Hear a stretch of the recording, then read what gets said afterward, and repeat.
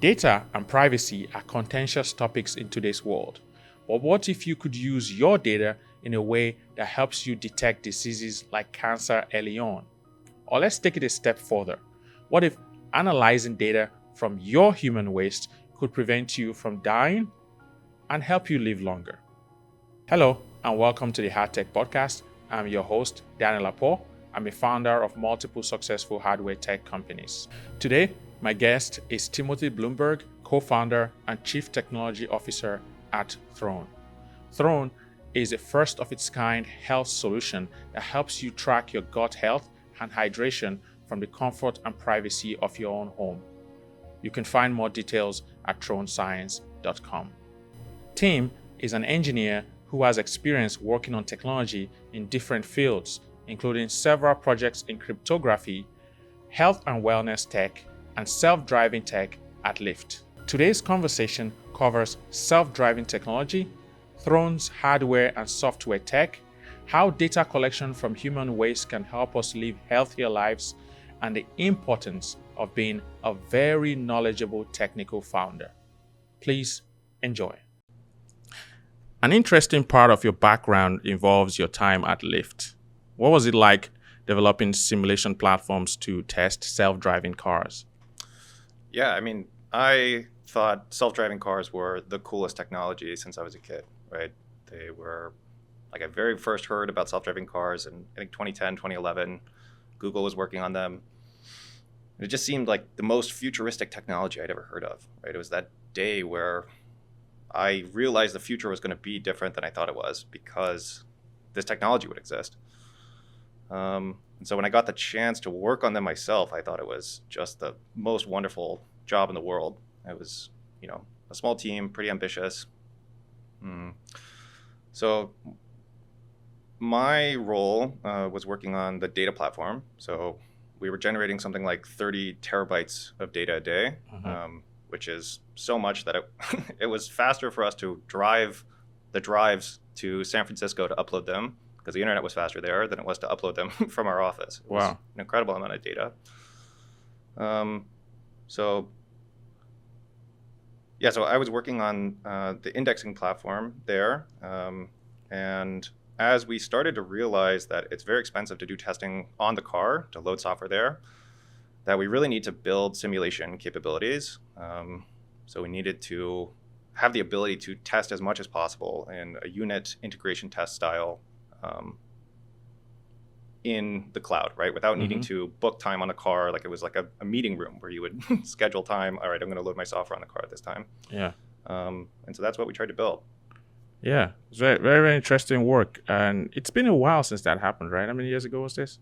I started working there in 2018. 2018. So this was when it was really hot, right? When the whole self-driving car technology thingy was really, really hot. If you went to CES, for example, every car company was trying to showcase that at that time. Yeah, we had a Slack channel where we would post pictures of cars we'd seen out in the wild. And it was so incredible, like the number and diversity of companies that were all working on the problem. Yeah, it was really exciting. Like it felt like we were about to crack it. Like we are months away. Like we got to do it. Like this amount of money that's going into it and the amount of smart people, it was really exciting. Unfortunately, it's not turned out to actually be solvable that easily. It's a much harder problem than we thought, but it's still very exciting. Yeah, a lot of technologies have gone that way. The Internet of Things is a good example, right? But going back to the subject of self-driving cars and the issues with them, there have been a lot of negative reactions by people, recently around self-driving cars. For example, in some cities, people have purposefully or for no reason sabotaging these cars and stealing parts, parts like copper or whatever. That's really, really interesting. Yeah, I think it's very sad. Sad, huh?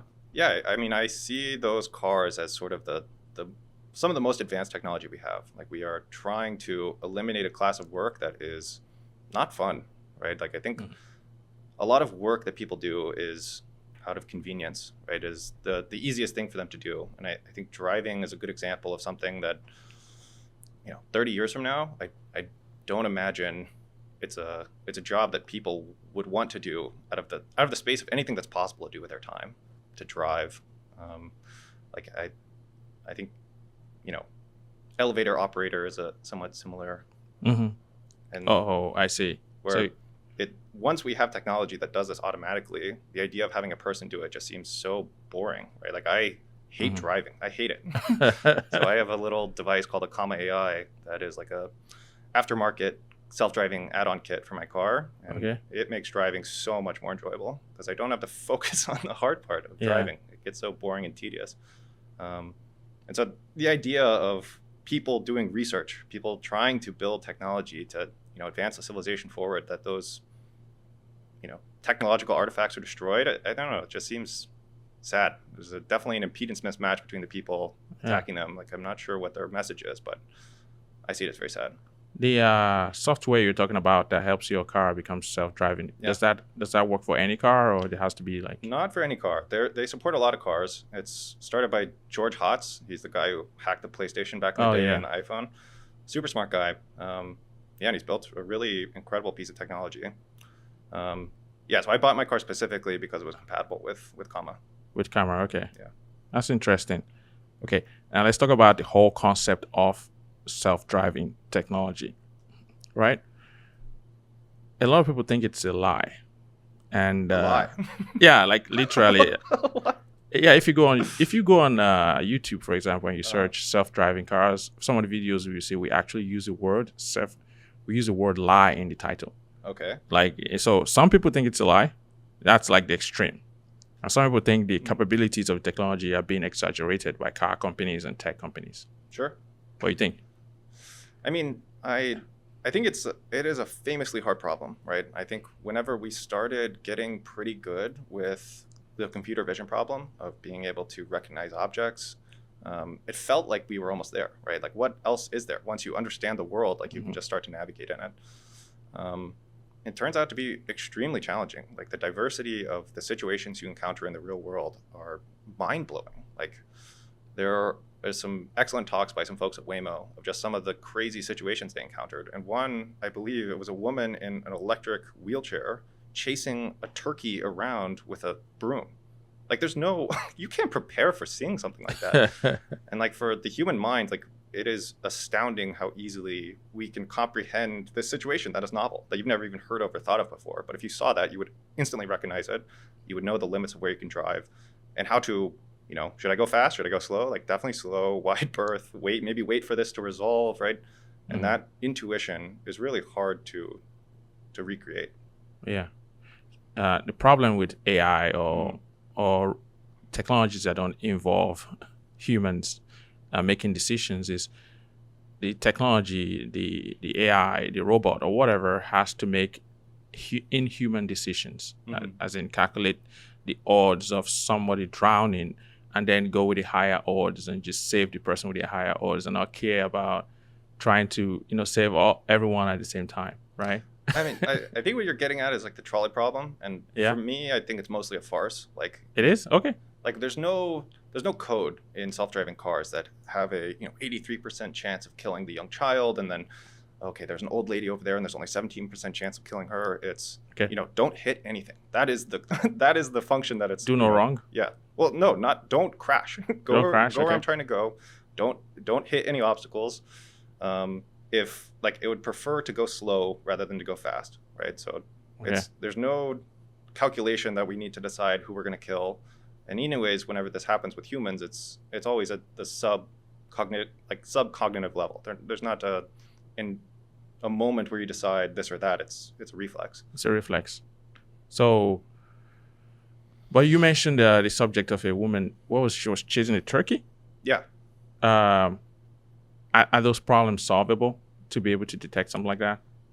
I like to think so. Like, I think the progress that's been shown is really exciting. Like, I think the newest versions of Tesla's full self-driving is getting really close.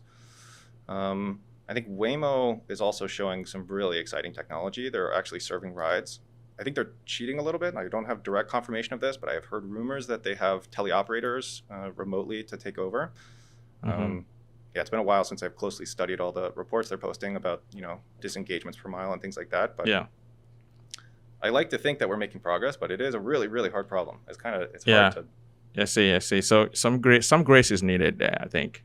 to give the technology time to actually be fully ready, no? I mean, so like I think, like when you think about the most successful robotics in history, it's definitely the vacuum cleaner, right? Okay. Like I think the application is so perfect because it's so simple. Like the Roomba? Yeah. Okay. Like the perception problem is really easy. Like, did you hit something, right? And try to keep track of where you are and what this map of the space is like. And then plan a path to run back and forth over that whole space. It's a very, very simple problem. Meanwhile, I think the driving task is really complicated because there's 4 or 5 extremely hard problems, and you have this real-time time constraint, and you have the human safety factor. So even if you have a car that can do this, can do it reliably, right? Will it be safer than a human, right? Can we hit those reliability benchmarks? And how do we convince ourselves that it's reliable without driving it a bunch? And I think one of the biggest answers is simulation, but yeah, I think driving seemed easier than it was. Than it was. Okay. It's a fascinating discussion around self-driving cars, and we could go on and on and on this, it seems. But we'll talk about some other part of your background. Curiously, before Lyft, you worked at a startup called CNSpec in Shanghai. Yeah. And communicated exclusively in Mandarin. Yeah. I only know maybe 2 phrases in Mandarin, honestly. What was that all about? Is there an origin story here? Yeah, so I minored in Chinese at Duke. And I heard a story from my mom where she told me she studied French. She studied French and that she used to speak French. I'm like, used to be? She's like, oh yeah, I forgot it. I don't use it. That scared the shit out of me. Sorry, can we curse? Is that okay? Oh, you can go on. Right. Yeah, it scared the shit out of me. I thought it was so ridiculous that you'd spend so much time learning something and then just lose the capability. So I had also done a study abroad in China, and I knew I wanted to start technology companies, and I didn't know where the future axis of technology was going to be. Shanghai seemed extremely exciting, and so I wanted to go there and check it out, see, like both force myself to speak Chinese every day and also investigate, is this a better place in Silicon Valley to start a company? Short answer is no, as a foreigner. Like I think if you're a Chinese citizen, it's a fantastic place to start a company, but as a foreigner, it's just not a chance. Yeah. Well, that's very interesting. Do you subscribe to the theory that the best way to learn a language is to get dropped into that environment where the language is only spoken exclusively and just figure it out? Like, yeah, I had heard my whole life that, there's an age where you can acquire a language, and then after that, it's really difficult to acquire the language. And that might be true for, being fluent, but I think also I think the biggest difference is whenever there's a child learning a language, all adults, they change their pitch of tone, they talk slower, they use simple words, they help them learn the language. And also they're hearing it all the time. And so if you have you're trying to learn Spanish by practicing 1 hour a week and not speaking out loud, and it's just impossible. But the classes we had at the beginning were 5 days a week. And the teacher would never speak English. We were not allowed to speak English. That was great. Okay. Like any question you had about the language, you had to try to get it out in Chinese. And the study abroad, it was the same thing. We took a pledge that we would only ever speak Chinese the whole summer. And of course, we didn't do that, but it was really helpful. The ability to have to apply the language. Has that been very useful for you? Because if you're really into hardware, especially consumer hardware, you're probably doing most of your manufacturing in Shenzhen or something like that, right? Has it been favorable? Has it been helpful? Yeah, not yet. We're not at the point where we're talking with factories or things like that. Yeah. But yeah, I certainly expect to spend some months in Shenzhen. Yeah. With our manufacturing partner and communicating in Chinese. I think that'll be an asset. That'll be fantastic. But I gotta wonder, there are a lot of cultural nuances that occur when you're speaking a language that you just miss. Was that an issue for you when speaking with native speakers? Speaking Chinese, you mean? Yes. Yeah, I think the most difficult thing is like you have emotions, and I think for me, talking about how I feel helps give me an understanding what that is, and it's really tough whenever you're working with people where you have like a surface level, like you can describe the room and what's going on and what code we need to write, but how you feel about that's a much different level, and it is frustrating to. So I did end up getting a group of American friends in Shanghai, and that was super helpful to at least once a week get to speak English and communicate how I feel. You remind me of like soldiers who would come back from war and the first thing they ask for is a burger. That's remind me. I was like, oh, finally met you, my fellow American friend. Yeah. It's very interesting. All right, let's get into your work, your current work, and I will introduce this with an interesting quote from someone who knows what it's like to sit on a throne. Are you ready? Sure. All right. King George V once said, "Always go to the bathroom when you have the chance." A very simple quote. But what do you think about that in the context of your startup called Throne? Well, I would say probably the situation's a little bit different now. We have indoor plumbing, and bathrooms are far more ubiquitous, and we don't have as many robes to take off, so maybe it's not as much of a challenge. I think to maybe jump ahead a little bit, like at Throne, we're trying to build technology to analyze human waste, right? To look at what comes out of you and give an assessment of your health from that. I think that my favorite phrase is a whoop for your poop. Mm-hmm. That's intriguing. But how did it start? I mean, your co-founder and called Scott, right? That's his Scott? Scott, yeah. Yeah, the co-founder. How did you guys come up with this idea? This was an idea that my friends and I would joke about in college. Man, wouldn't it be fun if we could weigh your poops? And we would laugh, and it was so funny. And I pitched this to Scott under the guise of, what is a company that you would love to start but you'd never attach your name to? So I pitched this. Scott pitched another hilarious idea. And when we started, there was a day where we just had a conversation. What if, right? Like maybe there's a way to frame this where it's actually not. It's not like a funny thing. It's like there's probably actually health information in human waste. And like in the same way that your heart rate is just a signal that, the reason we pay attention to it is because it's proven to be diagnostically interesting. And so maybe there are other signals in human waste that we're just not paying attention to because we don't have the means to do so. And so that began a very interesting investigation. And so we spoke with a bunch of doctors, and it was really astonishing the kinds of information that you could glean from human waste. Hydration probably being the most interesting and the easiest to sort of reason about. But then I think there's a lot of things about your gut and your microbiome, and information, especially I think when paired with the food that you're eating, and like the way essentially your gut is a black box. You know the inputs, and then the outputs are also something you don't really pay attention to.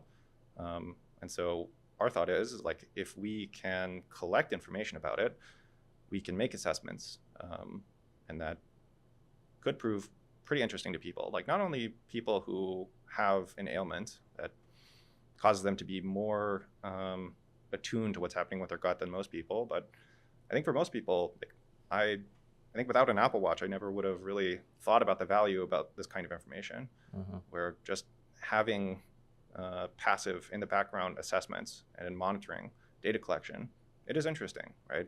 When I ride my bike more and my resting heart rate drops, that is a super interesting result. Where like, wow, I am getting more fit. That is not just, in my brain. I see. So some way to actually track what's going on with your gut health without guessing, actual real data that shows you the truth of what's going on.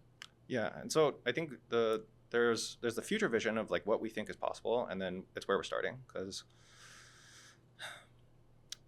so essentially what we're building is a software 2.0 company. So Andre Karpathy wrote a fantastic blog post several years ago sort of explaining this concept, where you have a product that is a machine learning model, right? And people use it and they generate data. This data you can label, retrain the models, and make a better product. And so you can get in this really positive spiral upwards, or a positive feedback loop. And so there's an interesting dialectic where you're first setting up this system, and how good does the model need to be, right? What are the facets you can focus on to make this product interesting enough to get people to use it in the first place? And I think that kind of business is one of my favorite kinds of business, right? It is this positive, self-reinforcing effect where the better you get at the product, the more generally applicable it is to more people, and the wider your audience can be, and the bigger moat you have between anyone coming behind you.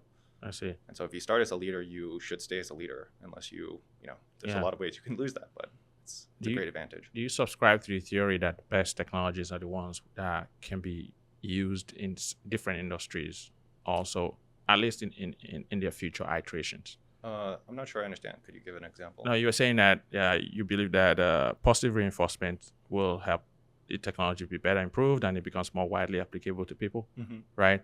But I'm even going a step further. I've heard that people say that the best technologies are the ones that are easily adaptable to different spaces and different industries that are adjacent to theirs, or different problems that are adjacent to theirs. Do you subscribe to that? So for example, instead of just using this technology for analyzing gut health and what human waste could be used to analyze some other type of waste, some other type of health issue that has to do with the whole black box theory thing you talked about. Sure. In and out. So right now, I don't think so. I think I probably subscribe more to, like, there are general problems where there are general solutions. I think, like, an operating system or a word processor is a good example of that. There's a lot of different ways people can use a spreadsheet. And this is a general tool that's powerful enough to handle all the situations. We're trying to build a very specialized system, a very specialized tool. I think the conditions and the assessments we're making, I think we'd like to broaden those over time. I think the set of characteristics, the set of features that we extract from your waste will only grow over time. But we had to be very careful in selecting what are the things that we can technologically do, where it doesn't seem like we can do them, but we can actually get them done in a time frame and actually ship a product. And then, to round it out, like, that people actually find useful. Because, we might be able to convince someone to buy the product, but will we convince them to recharge it? Will we convince them to check the app every day? Are we actually delivering value? And so getting to that threshold, I think, is the tricky part. You know what? I agree. I'm curious because I've seen people get easily distracted by saying, oh, it could do this, it could do that. And you're just like, let it do one thing properly, let it serve one set of customers properly, and then we'll figure it out from there. Yeah. Right. So I totally agree. I think it's the role of the founder is to say no. And we have a friend of ours, Nick Evans. He founded Tile, and he has, every time we talk with him, he just hammers this into our brain. Every feature you add is a liability. Every piece of hardware out there is a liability. Just pull things away, make it do less, and make it do it really, really well. Yeah. Especially when you have a hardware product too. Totally. Yeah. I had a conversation with my friends at Hatchdoor and on the podcast too, and we were joking around about the idea that software companies can pivot, but if you have a hardware product, pivoting is a dirty word. Yeah. You're dead at that point probably if you're not careful, right? Because you can remove software features at almost no cost, but you can't change your hardware product without starting again and spending another set of millions of dollars again. Totally. Right? So, and as a guy that came from a software background, my world is virtualized, right? Yeah. I don't care about the machine. I don't care about the CPU I'm running on. It is somewhere in a place I don't know. I don't know the specs of the machine that I'm running on. Mm-hmm. I just know that it's running somewhere. That's been the situation my whole professional career. And now we have 512 kilobytes of RAM. I know the CPU I'm working on. I know it's a 1,200-page manual, and we got to make it work, right? Yeah. We got to squeeze as much juice out of this little microcontroller as possible. And got to be hyper aware of the specifics of the hardware and what protocol we're using to communicate between the camera and this and that. And it's way more interesting. Like, I really like that kind of low-level optimization. Yeah. But it is really hard. It is. Hence the word hardware. Hard. Okay. I want to go back a little bit and talk about your how you guys met, you and Scott. What was it like? How did you guys meet? So I was living in California. I was working in the Bay Area, and COVID hit and just destroyed me. I hated California. They locked the tennis courts. Like, people were wearing masks, running outside, and would cross the street. Like, it felt crazy. Mm-hmm. And I was really unhappy. Like, I was working at a startup. It was all remote. And so I needed to get out of California. It was just like a hard reset. And so I traveled to maybe 10 or 12 different cities to try, what could be a good home. And Austin was my favorite. Okay. So shortly after I moved here, I got introduced to a guy who introduced me to Scott, and met a nice crew of entrepreneurs working in tech within the first few weeks that I'd moved here. Started playing poker with them, And yeah, I think from that we were fast friends. It's remarkable to me how much easier it was to make good friends. Like I'm still hanging out with those guys, and I met them within the first few weeks of moving here. That's insane to me. That's interesting. That's a good story. So you really hate California now, or it's just because of COVID? I think it's sort of I think the tax rate is like the thing that kills me, right? I think the weather is amazing. They have this scarce resource where it's great to live here, but they make it really challenging, right? Like I think the exchange you get for your whatever double-digit tax rate is, you're walking through a dystopian science fiction novel to get to your house, and stepping over people, holding a vodka bottle at 9 a.m. or having a fentanyl crazed man throw a bollard at you. Like, it makes me sad. Yeah. That should be a more civil place than it is. Yeah.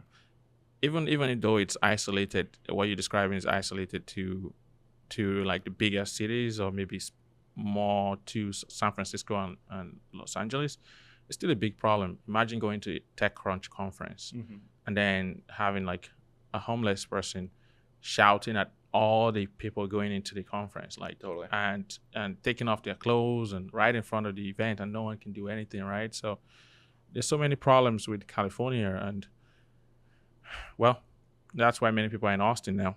Hopefully it remains that way.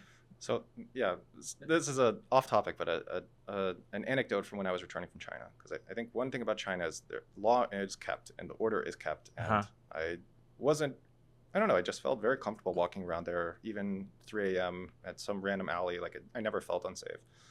And it was just very clean. Like the subways were just so quiet, so clean, so modern. And so I flew back to the US. I landed in New York, first time being there, and come out of the subway, and there's a homeless guy, naked, crawling around, pooping while crawling around, and these cops are chasing him. I'm like, it was one of the biggest culture shocks. Like I was like, "Welcome home, Mr. America," and like, oh my God. Wow. Yeah. So anyways, I find myself in Texas. Yeah. Here we are. We're happy to have you here. Okay. Yeah. So going back to Throne and discussions around analyzing human waste. How can an analysis of human waste or stool be life-saving? Yeah. So I think this is right now in the camp of the motivators and things we know we want to be able to do eventually. Yeah. So there are very few symptoms for colon cancer, for pancreatic cancer. And one of them, also another sort of interesting fact here, is people who are colorblind are more likely to die of colon cancer than people who are not, because they are less likely to detect that there's red in their stool.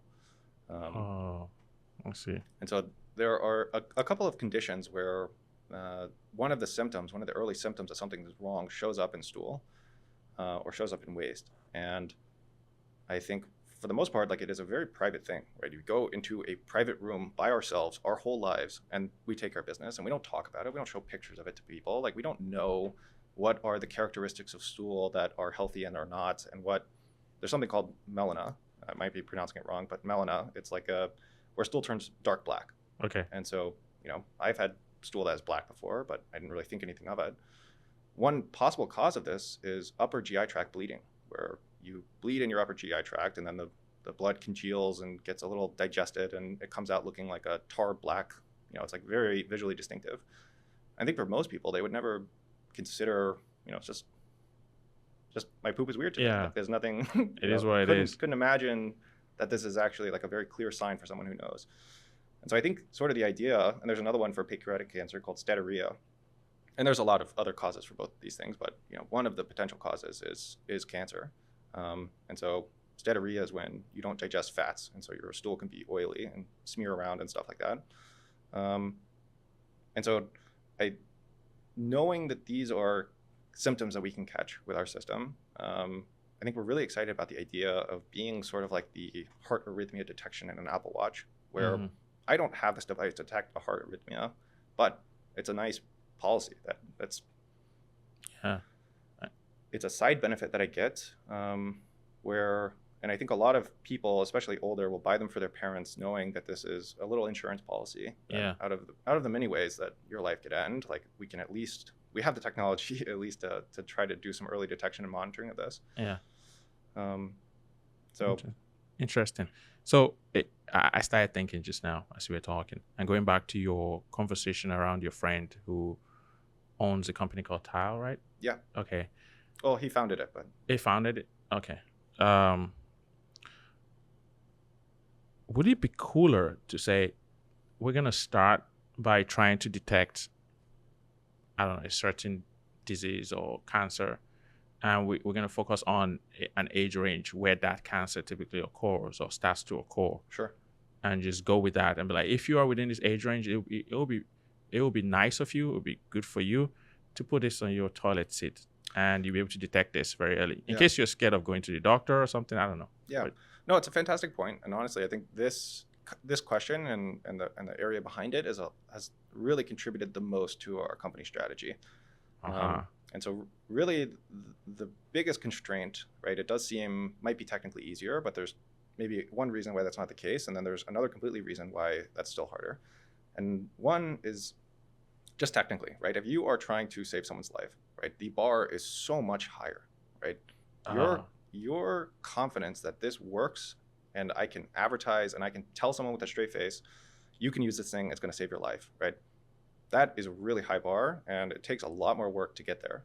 Okay. So we are definitely not at that stage right now. We are not making claims like that, because the other reason, which is the FDA very tightly regulates around products, right? If you make a medical device and you make claims about how it can be used or this and that, the FDA makes sure that you are speaking from a place of knowledge, right? That you have done the tests, that you have tried this, that you have data that proves that this is safer or it has a better outcome than the other options. And so those are like to the tune of like $100 million. Like it is extremely expensive to make a medical device. And so we don't have those kind of resources, and we think we can build our way to both on the technical side, if we can get more confident over time, we can build a larger data set, we can build better models, better techniques. And so we want to start with the easier problems and maybe more generally applicable. Like right now, right, we're building the data engine for the software 2.0 company. We're also, we have to start with a problem that we think we can scale with. And so for that reason, we're starting with a consumer device that is health and wellness. And same way as an Apple Watch, although they do have software as a medical device distinctions for certain features, the heart arrhythmia feature. But the heart rate measurements that the Apple Watch gives, they might be as accurate as the device you go to a doctor, but Apple does not claim that this should be used for making any diagnosis, and that's the same for us. Like we are not making measurements that are bulletproof. Yeah, I see. That's very good. Plus you haven't even mentioned the factor of the issue with how long it takes to actually make a medical device and get it approved and go through everything, the process. Sure. With yeah. the FDA. So I think one of those challenging things is that for a device to get a medical device distinction or approval from the FDA, it is for that iteration. It is for that software version. You can't change a screw. You can't change a line of code without doing some amount of recertification.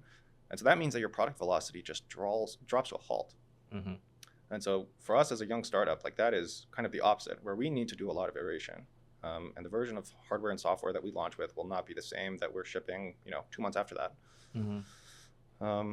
And so I think it's really important for us to be able to iterate in a space where we can figure out what works the best and then work our way up. So we published what we call the Throne master plan, very inspired by Elon Musk and his master plan for Tesla. And so we have a little diagram that talks about where we'd like to go. And so we have 2 quadrants, where one is contact and non-contact, so the measurements that we're making, and the other is health and wellness and a medical device. And so we're starting in the quadrant that is non-contact health and wellness device. From there, we'd like to move upwards to be a medical device that's also non-contact, and then from there transverse over into medical device contact. And so those are many years in the making, and right now we're just trying to make that first product that will give us the right to do the R&D for those next projects. But for now, we are not doing any contact measurements. We are not a medical device, but we definitely see that as a possibility. Like I think one of the most exciting things to me is that this data set does not exist. No one has ever collected this data set in history. And are there interesting things that we're going to discover when we start making the correlations? Like I would guarantee yes. That's true. And so I don't know. I'm very excited about the idea of giving human beings a better understanding of their body. Uh-huh. Once you get to the medical device stage, though, then you basically have little or no competition, no? Eventually. Yeah, I mean, it's another form of a monopoly handed out by a government. Yeah. Like I think patents are one example of this. And a medical device designation can be, but usually for the first one to get a medical device distinction, it's much harder, right? You have to do a de novo application process. But then once there's a comparable, it's actually much easier for a second device to come along and get approval from the FDA because they can sort of piggyback. Because the FDA just wants to make sure that no one's going to get harmed. Yeah. And I mean, I think a lot of people have a lot of negative things to say about the FDA, but as a citizen, like I think this system, in general, I think it does keep people safe. And there are always downsides to things like this, but knowing that it is so difficult for someone to be a snake oil salesman for medical devices, I think really makes me a lot more comfortable. Yeah. I mean, the three-letter agencies are berated daily on social media and by everyone you know, but there's still some things they do very well. You know, without the FDA, there's some countries where they don't have a Food Drug Administration program that is non-corrupt. Yeah. And as a result, people die early. People die of diseases that cannot be detected, that people don't really know what's going on because, they're not regulating the drugs properly and the food and just letting people take whatever. So yeah, they do that well, even though you could criticize them for some other things. It's all fair. Totally. Yeah. Okay. Fantastic conversation right there. So I'm guessing this is not a technology that can be used in doctors' offices or hospitals right now. No, I mean, that's something we obviously want to get there, right? Like I think the most valuable insights that we could give people are in those tenuous situations. I think another example of a place we'd like to get to. So for instance, whenever pharmaceutical companies are doing drug trials, right? And let's say it's for something life-threatening like cancer, right? And we have some magic pill that might be able to cure you of your cancer. And so you get lucky enough to get selected to be in the trial, right? And this pill is destroying you, right? You are like pooping blood and you're coughing up a lung, but it might cure your cancer. Right? Yeah. And so for the people that are running the trials, they don't want people who are having adverse side effects in their trial, right? Both because it skews the numbers and also like we don't want to harm you. Like we don't want to destroy your body or hurt you. And so they want to know when things like this are happening. And so I think there's a future world where we are helping these pharmaceutical companies detect these adverse reactions, like rather than relying on self-reported symptoms, because you have a huge incentive to lie that I'm not actually experiencing anything adverse. Nothing is wrong with my gut. Because ultimately, I think that helps the scientific process move a little faster. Yeah, I see. There's some situations in which it could be used to, like urine tests, no? Yeah, so there's one company called Withings, and they have announced a product called the U-Scan. And so this is a little, puck that goes inside of a toilet. And it's a really clever device. Inside it has some chemical strips and a little imaging setup. And some microfluidics, so it'll capture. You're supposed to pee on this thing, and it'll capture a little sample of your urine, apply it on the pee strip, and then image the result. And I think it's really awesome, right? Because they're using both these chemical strips that can detect things like specific gravity of your urine or the pH or whether there's glucose present, but it also opens up the possibility for something called a lateral flow assay, which is the same kind of technology that was used to detect pregnancy. And it turns out that it's a little setup where you can look for a very specific molecule. And it's very easy to make lateral flow assay tests that are looking for entirely different molecules. And so it really widens what you can actually look for and the confidence in which you can say that we found it. I think the problem is it's just really complicated and disgusting, right? You're peeing on something in your toilet, and once a month you got to pull that thing out and swap the cartridges out, charge the battery. And so, we have a bunch of thoughts about how to make that cleaner and better. But I think the extra complexity, both on now you have something with moving parts and you have a consumable, and there's a whole supply chain we need to spin up for those consumables. Eventually, I think when we are a larger company, those are absolutely problems we want to tackle. But we're I think we can, if we keep the hardware simpler and try to innovate more on the software side, I think that's the best path for our business right now. Cool. And for anyone who is confused right now at this point in this conversation, let's do a walkthrough of how a user would use Throne in their home. Sure.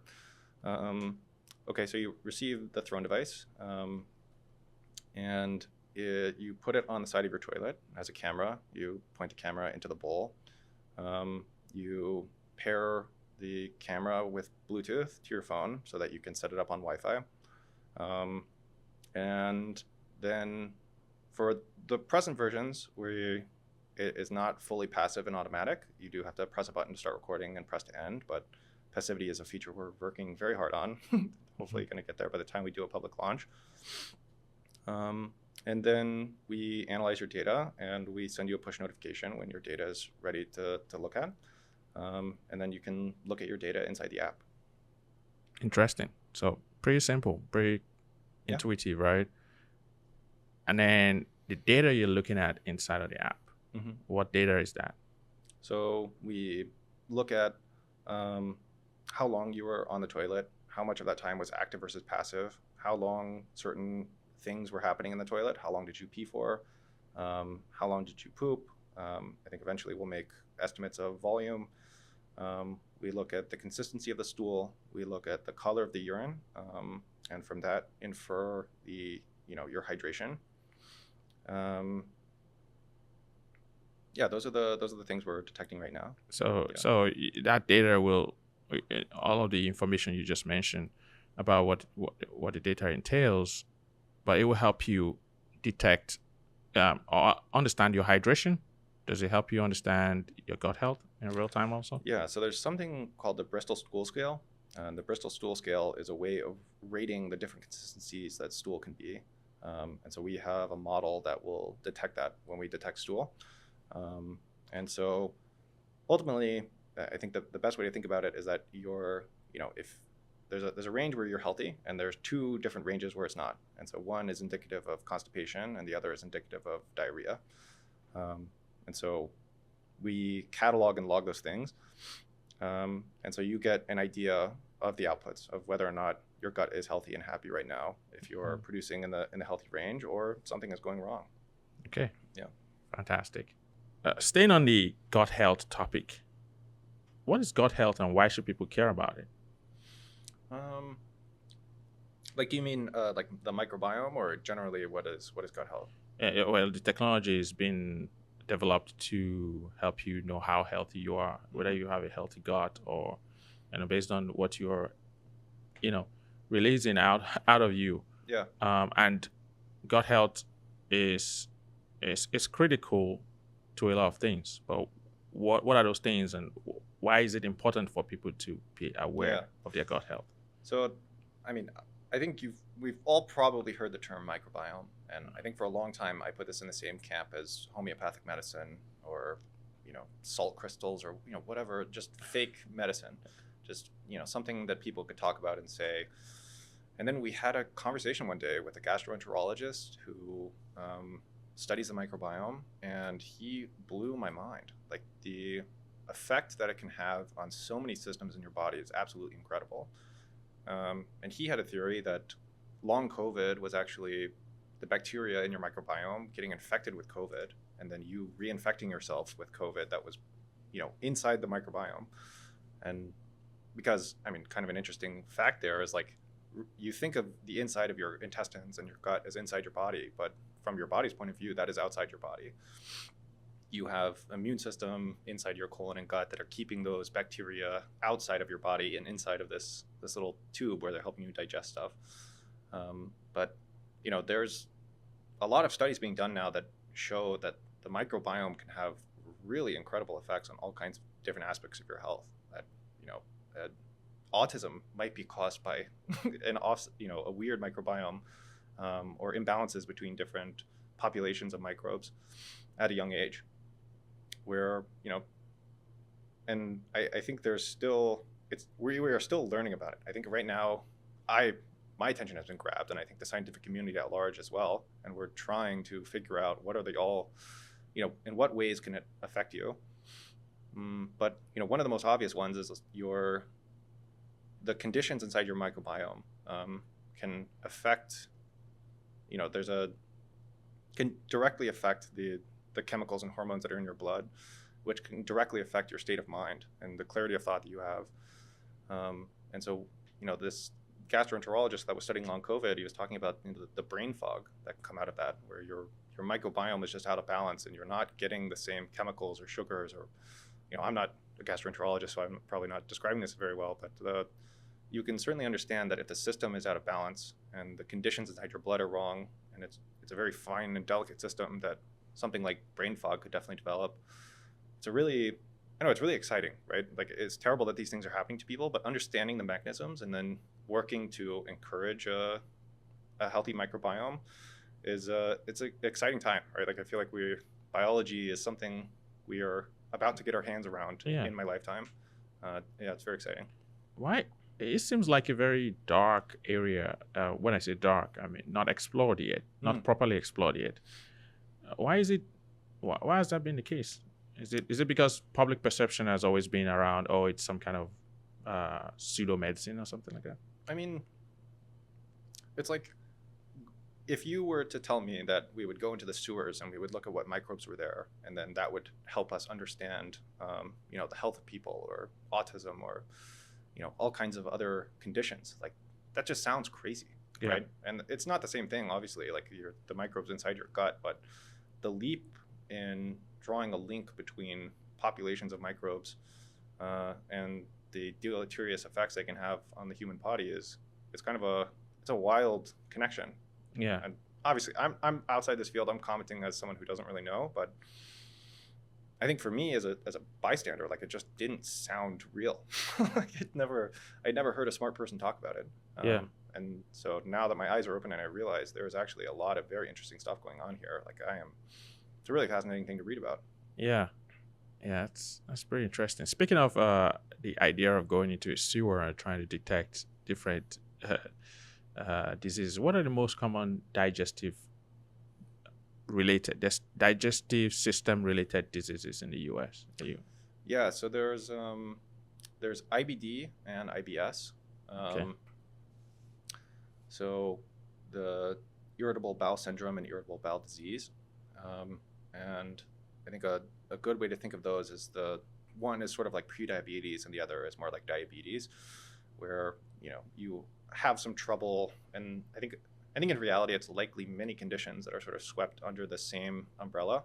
Again, I'm speaking as an outsider. I'm not a doctor. Just what sort of picked up in my reading.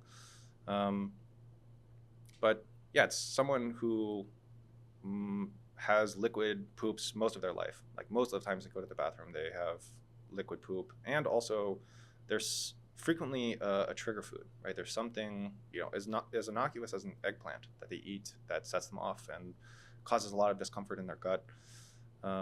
And then far more rare is something called Crohn's disease, which is, from your mouth all the way to your rectum, where it can affect, for different people, different parts of the GI tract. And on the one end, in the most extreme cases, people end up getting whole feet of their GI tract chopped out just because they're getting so many infections.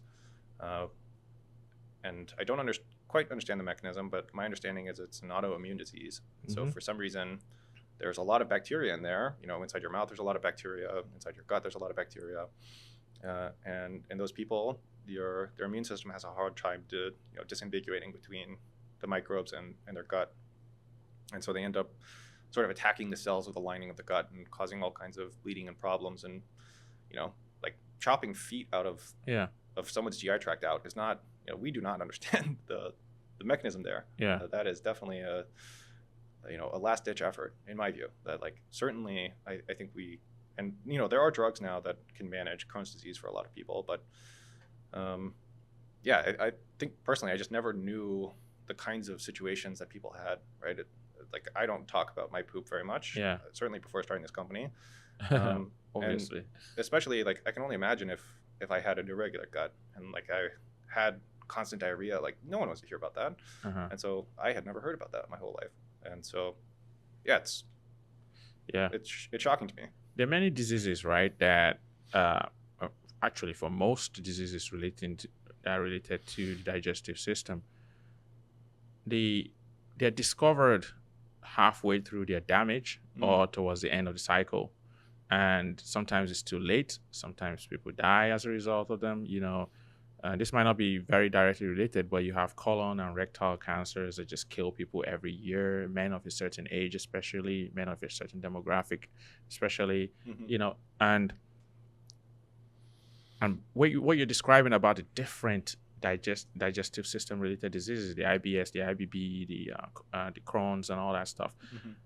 If those things are detected really early, it could save a lot of people's lives, And I know you don't want that burden on you, like, like trying to save someone's life it's a different threshold of claims, I guess. But what do you think in terms of the space in general, in terms of analyzing what comes out of human body? Data is there, it's there to be explored, and no one is exploring it, and we're always having this late stage detection of diseases, whereas it could be very early. I mean, you're totally right. Like, I think those problems are more valuable to us as a species, like humanity. Like, if we can eliminate the harms from, or be able to more sensibly and much more cheaply detect things like that.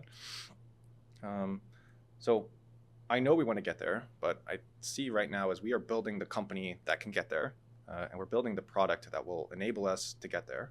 And so we can't solve that problem right out of the gate, but that is definitely the driving ambition. That's the mission. We're trying to get to that point where it's a ridiculous thing not to have a throne on your toilet, in the same way that you give your parent an Apple Watch to help detect heart arrhythmias. Like, we want to be occupy the same mind share where we can be an early detection for colon cancer and pancreatic cancer and things like that. And all kinds of other diseases of the gut. But right now we're starting at a much more humble place with our eyes to the skies, I guess. Yeah, exactly. And it's a hardware device. You place it on your toilet seat. You have to press a button currently to work, but then it just faces down into your human waste, and then helps detect something that could potentially help you become healthier, at least for now, or save your life down the line. Yeah. So something we've heard from a lot of the doctors we spoke with, and I think this is really our driving philosophy about data, right? Because a lot of people, they'll have a checkup at the doctor once a year, maybe twice a year if you're crazy, right? Most people have a frequency way less than that. And so there you have really high fidelity data, right? You're getting your blood pressure measured with really high quality instruments. You're getting your breath rate measured. You're getting blood samples drawn. You're measuring, your cholesterol, all kinds of things like that. But it's very infrequently, right? You don't have a lot of signals in an intervening time. You have 1 or 2 data points a year. And so for a lot of the medical professionals we talk to, the idea that you have a lower fidelity measurement, but it's taken much more frequently, and you can start to draw a trend where, this number is growing out of balance, or the variance is growing, or there are these periods of syncopated activity that are, the frequency, the time between them is shortening, right? Those are very valuable signals, where most of the time someone walks in, you have no idea, right? And especially for things like poop, where, I'm not sure if you've ever even heard of the Bristol Stool Scale, much less be able to answer a question from your gastroenterologist about what the consistency of your stool was for the past few months and how that's changed. Mm-hmm.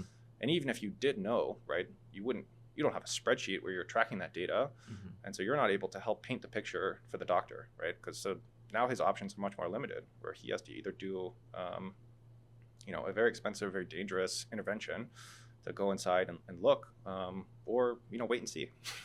And sort of prescribe medications in the meantime. And so I think that's sort of on the far end, right? But I think that is a guiding philosophy for us, is like, we would like to help give you extra information about your body, and be able to track that over time. Even if the data points themselves, like, we want to expand the set of things that we're measuring, but being able to measure them consistently over time, that's the idea. It's a fantastic idea, honestly. What is considered a healthy gut to the software, and how does that vary from person to person? Is that something that happens? I think right now, the sophistication of our models is much less than we'll get to eventually. So right now, we only look at the consistency of your stool. And so we know that if things are flowing smoothly and you're eating enough fiber, then you land sort of in this 3 to 4 territory on the Bristol Stool Scale. Bristol Stool Scale. Yeah, it's called BSS score. Okay.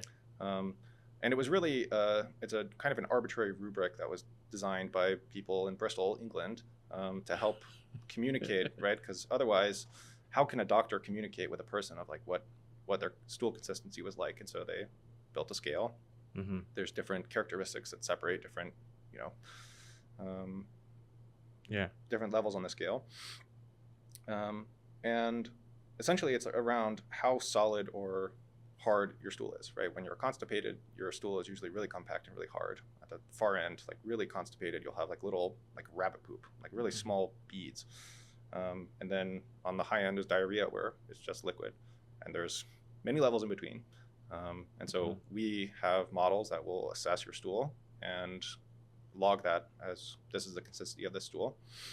And then based on the patterns of when you have which consistency, we have something we call a gut health score. To communicate like, okay, you've been having diarrhea recently, so you have a lower score, or you've been healthy for a long period of time, and so you have a much higher score. I see. Is it possible for someone with a healthy gut to get a false negative score? Yeah, I mean, so there's a lot of factors, right, around what is happening on the inside, right? We're not assessing your microbiome. We don't know the different balances and various proportions of different populations' microbes. There's a lot of things that could be happening that we're not assessing. But I would say in terms of what signals and sort of like, I would say this probably has the largest first order effect of any of the signals that we can capture with a camera.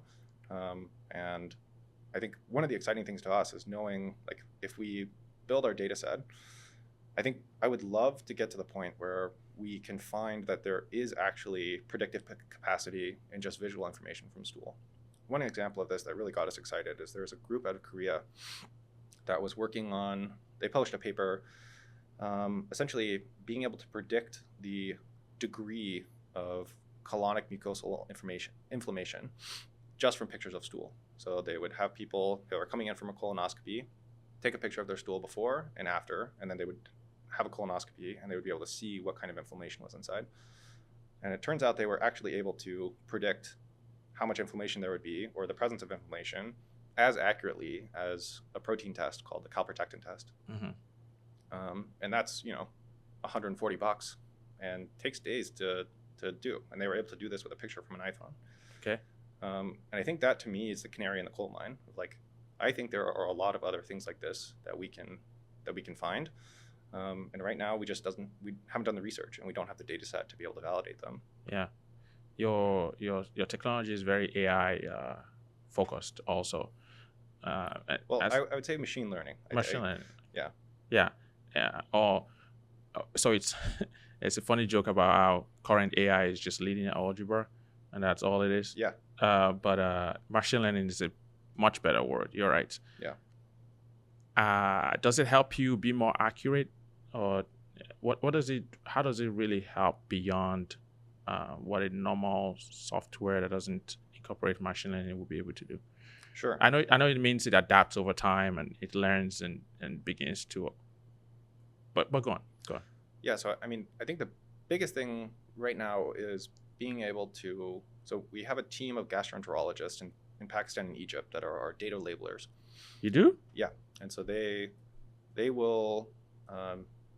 So like when our models are not confident, we will give it to the human labelers, and they'll essentially impart some of their knowledge into a label. And then we train our models to try to get as good as a human at applying those labels to pictures. And so I think the things we can predict is limited by the kinds of labeling tasks that we can give. But we've chosen the tasks to be ones that we think are valuable and we think someone can easily label. That's a gastroenterologist. So the idea is like we're trying to distill the knowledge of this labeler and be able to apply it to a general picture that they've never seen, that our system's never seen. Yes. And so essentially the idea is like there is a pattern, right? They can look at this picture and give a label. And what is that? What are the factors that lead to that? And it's very hard for us to write down the rules, right? There's the rubric at a high level of like, okay, the consistency is like this or that or this factor.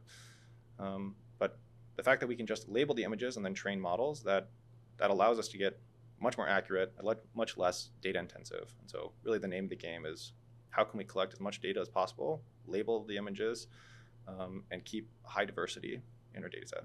So you have a team of gastroenterologists. Enterologists. Yeah. Okay. You do have that.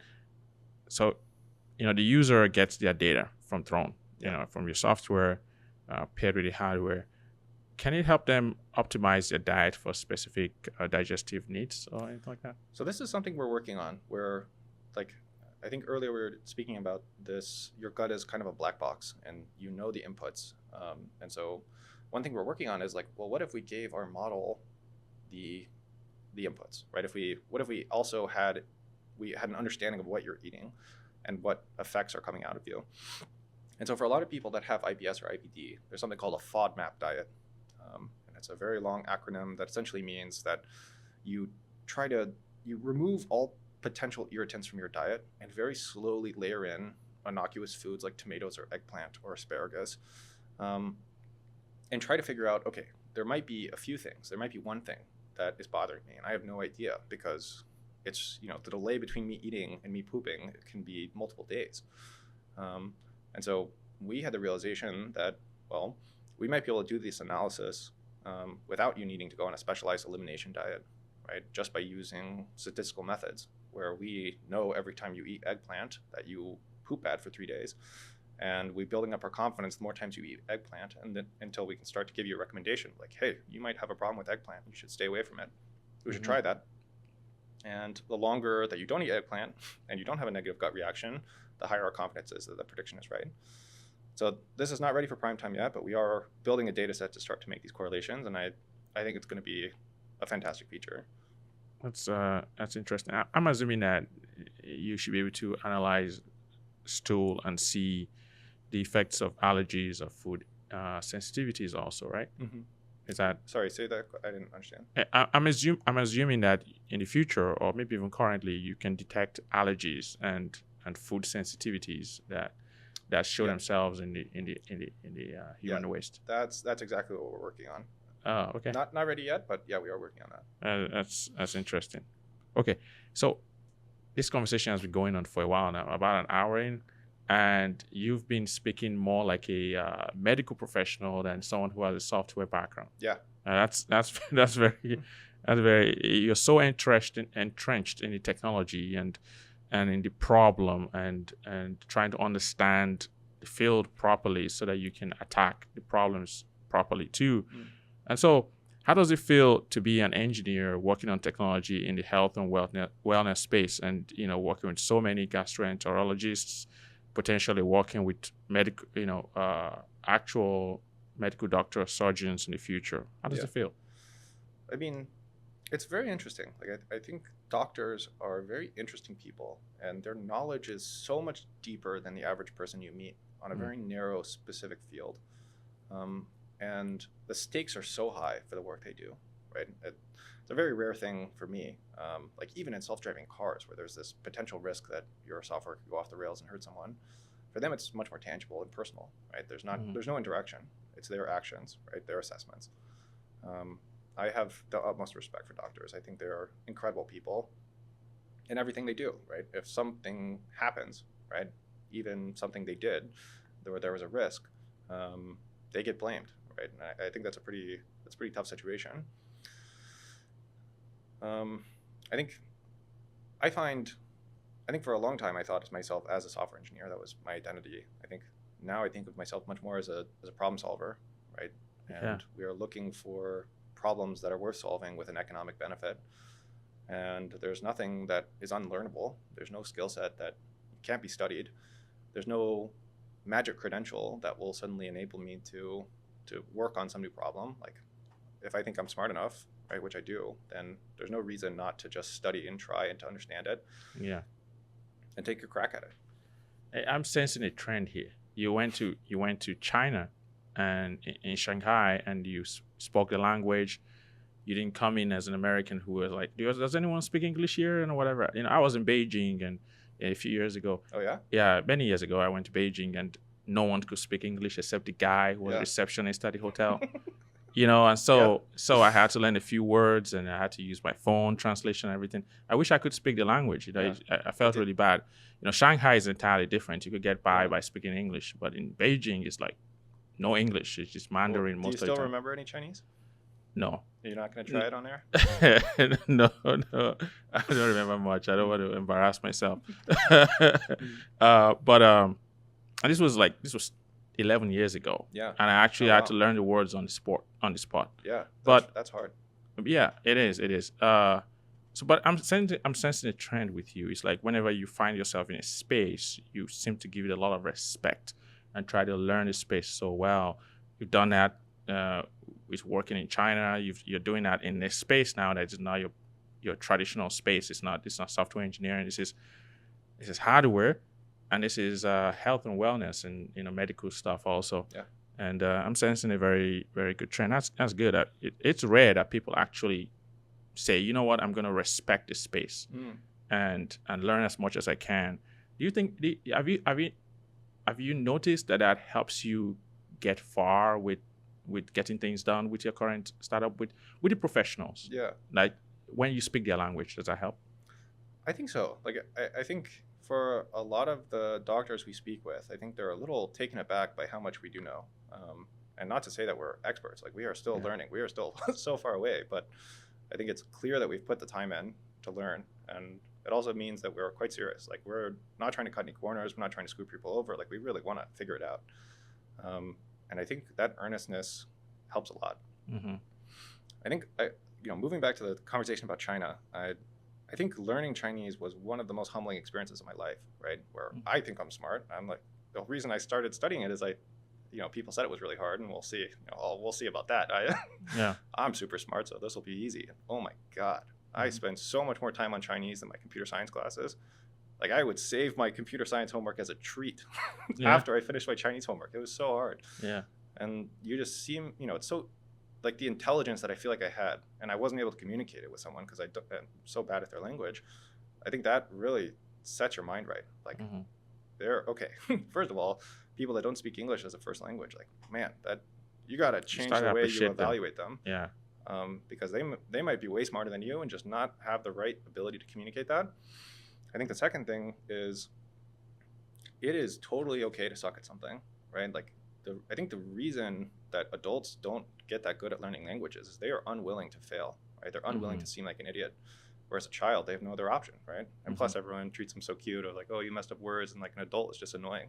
And so like the willingness to be wrong, I think that's super important. And translating that into professional life, like, man, we have made some huge mistakes and tried to course correct as soon as possible. But I think without that mentality, it's really hard to make iterative progress, being willing to be wrong.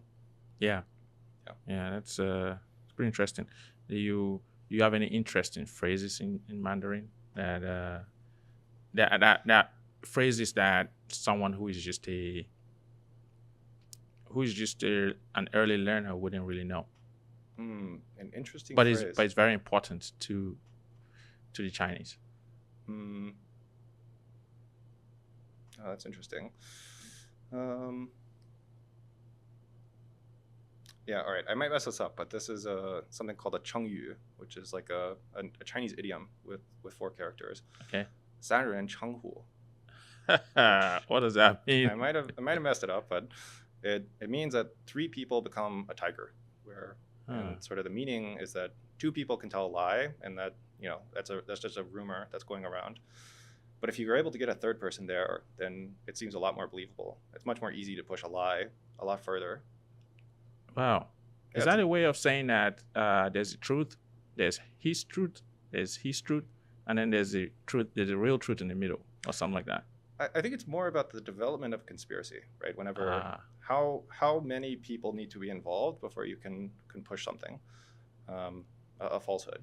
I don't know. I think that there's a lot of idioms like that in Chinese that I think are just little nuggets. Very compact, but very, very, it has a very detailed meaning. Yeah.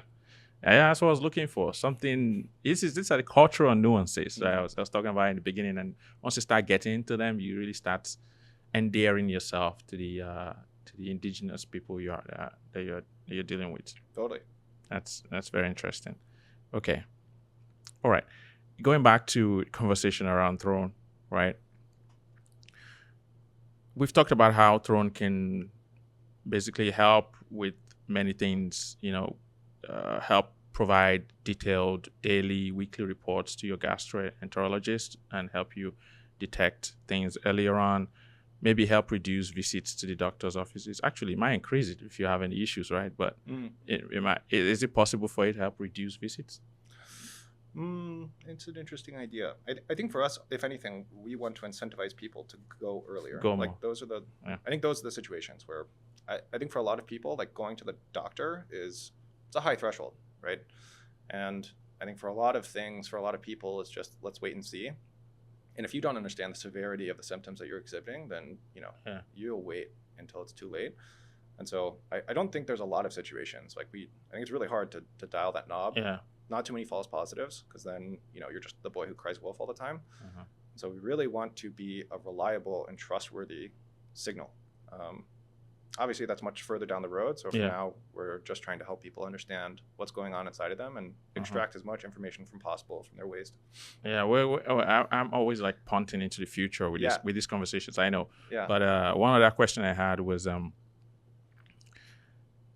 you see in this country, something that is very sad is someone who will have an injury and refuse to get into an ambulance because of the cost. Yeah. You see people who are older and they have some cancers or some diseases and it costs. I've seen a guy with $1 million bill. Yeah. A medical bill, and he's fortunate enough to be able to afford it, but there's some people who can't. Totally. You think in the future you could contribute to medical costs being lower and things like that? So I think I think there's a very exciting situation that's unfolding, and there's a number of ways it can unfold, but I'm optimistic that it can unfold this way, and that I think for the most part, medicine is a reactionary system, right? The skills, right? Yes. You broke your arm, you're having a cardiac event right now, and we're going to try our best to manipulate your body into being healthy again, right? To cast magic spells, essentially, right? To give you substances that cause certain parts of your body to behave differently, or to boost this, or to lower that, or to absorb this hormone. It's just really incredible things. But, chopping someone's organ out, or, cutting someone open and removing something, it's like a very primal, it's very unsophisticated, right? Not to say that these people aren't skilled, but just if we had utter mastery over biology and we could just manipulate the many strings that are pulling all these systems and add a little bit of this chemical and this hormone there and, express this gene and this lining of this organ, like those situations could resolve themselves, right? Some system is out of balance. And so I think the world we would like to move to is one where medicine is far more preventative, far more forward acting, right? Where I think right now, a lot of doctors don't know what to do, right? You bring in all of your wearable data for the past years. Yeah. And, it might not be medical grade or whatever, but there is some signal there. And I think like a doctor is not trained as a data scientist, right? They don't have the tools for analyzing these massive amounts of data and helping that lead into whatever decision they're making about your current health. But I think that's the change that we have to make, where the more data we collect, we also need to have tools to help doctors understand it, right? Because ultimately, where we should be is we've seen something coming for months, and it is escalating, and now it's at the point where an intervention is warranted, and we have the full context, right? We know how aggressively this business is growing, or something has been out of whack. I think that's way more interesting than we show up and I'm having a heart attack, but being able to monitor the cholesterol rise year over year, or this suddenly spiked, or this or that, I think that to me, and especially if we can quell those problems before they develop into a heart attack, right? Where we can have a slower intervention where your life is not at stake today. Yeah. Right? We can make a change in your behavior or your diet that can save your life just as dramatically as a guy slicing your body open and, reconfiguring the ventricles or whatever the, the arteries inside your body. Like, but I think that is the world I would like to see. But it requires a much deeper understanding of all the systems and all the problems and things getting out of whack, and also way more data. Yeah. Yeah. So more proactive medicine and less reactive medicine. Yeah. And I mean, I think the fact that we can do reactive medicine and someone can come in with their body utterly mangled because of a car wreck or something, and that we're able to put them back together is outstanding. Yeah. But also, I would love to have mastery over biology. Yeah. Right. Yeah. I think Brian Johnson has it right. It would be better if dying was not required. Yeah. Oh, you mean the guy who's trying to live longer, Brian Johnson? I mean, I think there's a lot of crazy things about him, but I think ultimately it's a very techno-optimistic view of. I think it's pretty cool. Yeah, something like what's that guy's name? David Deutsch, where there's the things that are possible, physically possible in the universe, and then there's the things that we can do with the current knowledge we have. Yeah. And so there are things that are possible that we can't do because of knowledge, and so delineating between those two. And I think this is definitely in that camp where it is possible. Yeah. We just don't have the knowledge to do it. You mentioned something earlier on about how, if you're crazy, you see the doctor twice a year, but most people don't even go for years, right? Yeah. And that's the reason why a lot of problems are not caught on time. And even if you do go to the doctor, they probably don't look at every part of your body, well, outside of a wellness check. But Sure. if you go for a specific reason, Yeah. they don't, maybe you have a migraine. The doctor is going to focus on the migraine and not focus on your gut health or anything like that, right? Yeah. But it's really interesting how this could change everything. Your car, for example, you got to go for an oil change frequently. Yeah. And even if you don't do anything else, the mechanic can look under the hood and be like, you got to change those tires. For sure. You got to change those brakes. You might have 2 more months, otherwise you might find yourself in a situation where you'll be in an accident, and you get that ability to prevent the problem before it happens. But none of that can happen on a large scale in medicine or in healthcare, unfortunately. Yeah, it's going to be kind of hard to land the metaphor, but I think there is definitely a valuable metaphor there, right? Where the engine light goes on in your car and something is wrong. Yeah. Right? There's a sensor that is consistently monitoring something. It's not pain, right? Because pain, something is, maybe more dramatic. Yeah. But there's sort of a subconscious system, right? Where some chemical is out of balance, some pressure has dropped, something is wrong. And if left unattended, your engine might destroy itself or something more dramatic, or a bolt's not tight, so something flies off and you crash the car. It's a lot more hard. It's a lot more challenging to repair the car than if you were to catch it when it's just tightening a bolt. Yeah, that's pretty interesting. So hopefully in the future this could be a preventive tool that lets you just get healthcare advice in real time and be proactive, and maybe the cost of healthcare with the price of the Throne hardware and nothing else. So I think another thing here is that, right, I think that we have a labeling team of trained doctors, right? One of which has published papers with many citations, and the knowledge he has, and we're distilling it into a model, right? I think that same idea, right, of like I tell them in the meetings we have, like what you're doing right now is you are, essentially leveraging the expertise you have, and you're going to be helping people for years, right? Without you asleep, you don't need to go and see them, right? The knowledge you have is going to be baked into a model, and we can share that for a much lower cost than getting you in front of them or even a phone call, right? Like this can scale so much further than your time as an individual human. And I think that's an exciting future for medicine. Not just, not even specific to what we're talking about right now, but I think in general, the idea that one day we could have models that are as capable as doctors, at least, even if in very specific vertical silos, but it allows medical information to not required to go to a doctor, right? You can get that same high quality advice from a model. I see. And that I think would drop the cost. Absolutely. Yeah, I think that would be really, really good to see. That might change the entire healthcare industry.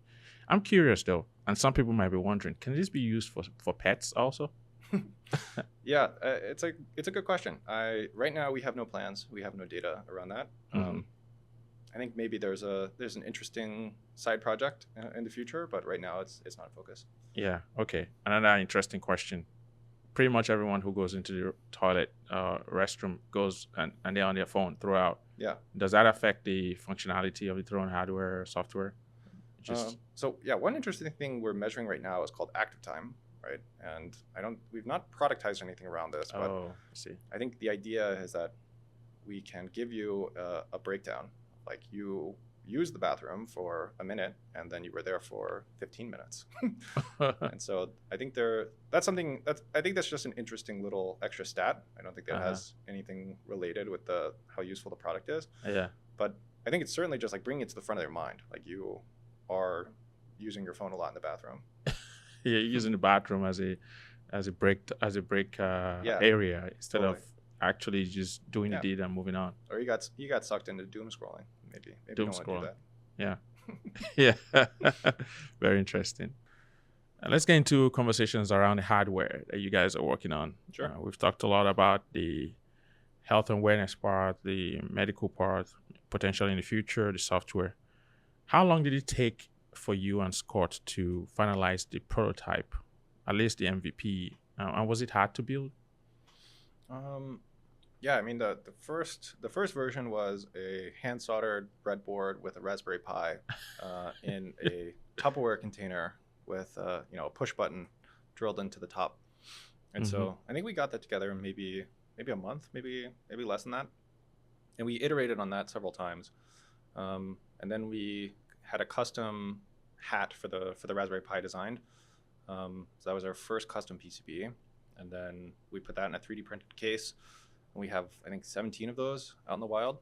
And so that's the basis of the data pipeline right now, because we tried training a bunch of models when we had, what felt like a lot of data. And now we have, 1,000 times that. And it's night and day, right? The problem is data scale.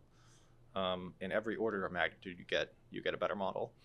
And so right now I think we're at an accuracy level where I'm okay. I think that's not the main problem we have anymore. And so, but the current problem with the beta or the alpha prototypes we have is they're plugged into the wall. And so we feel pretty strongly that having a battery powered device is going to be pretty critical.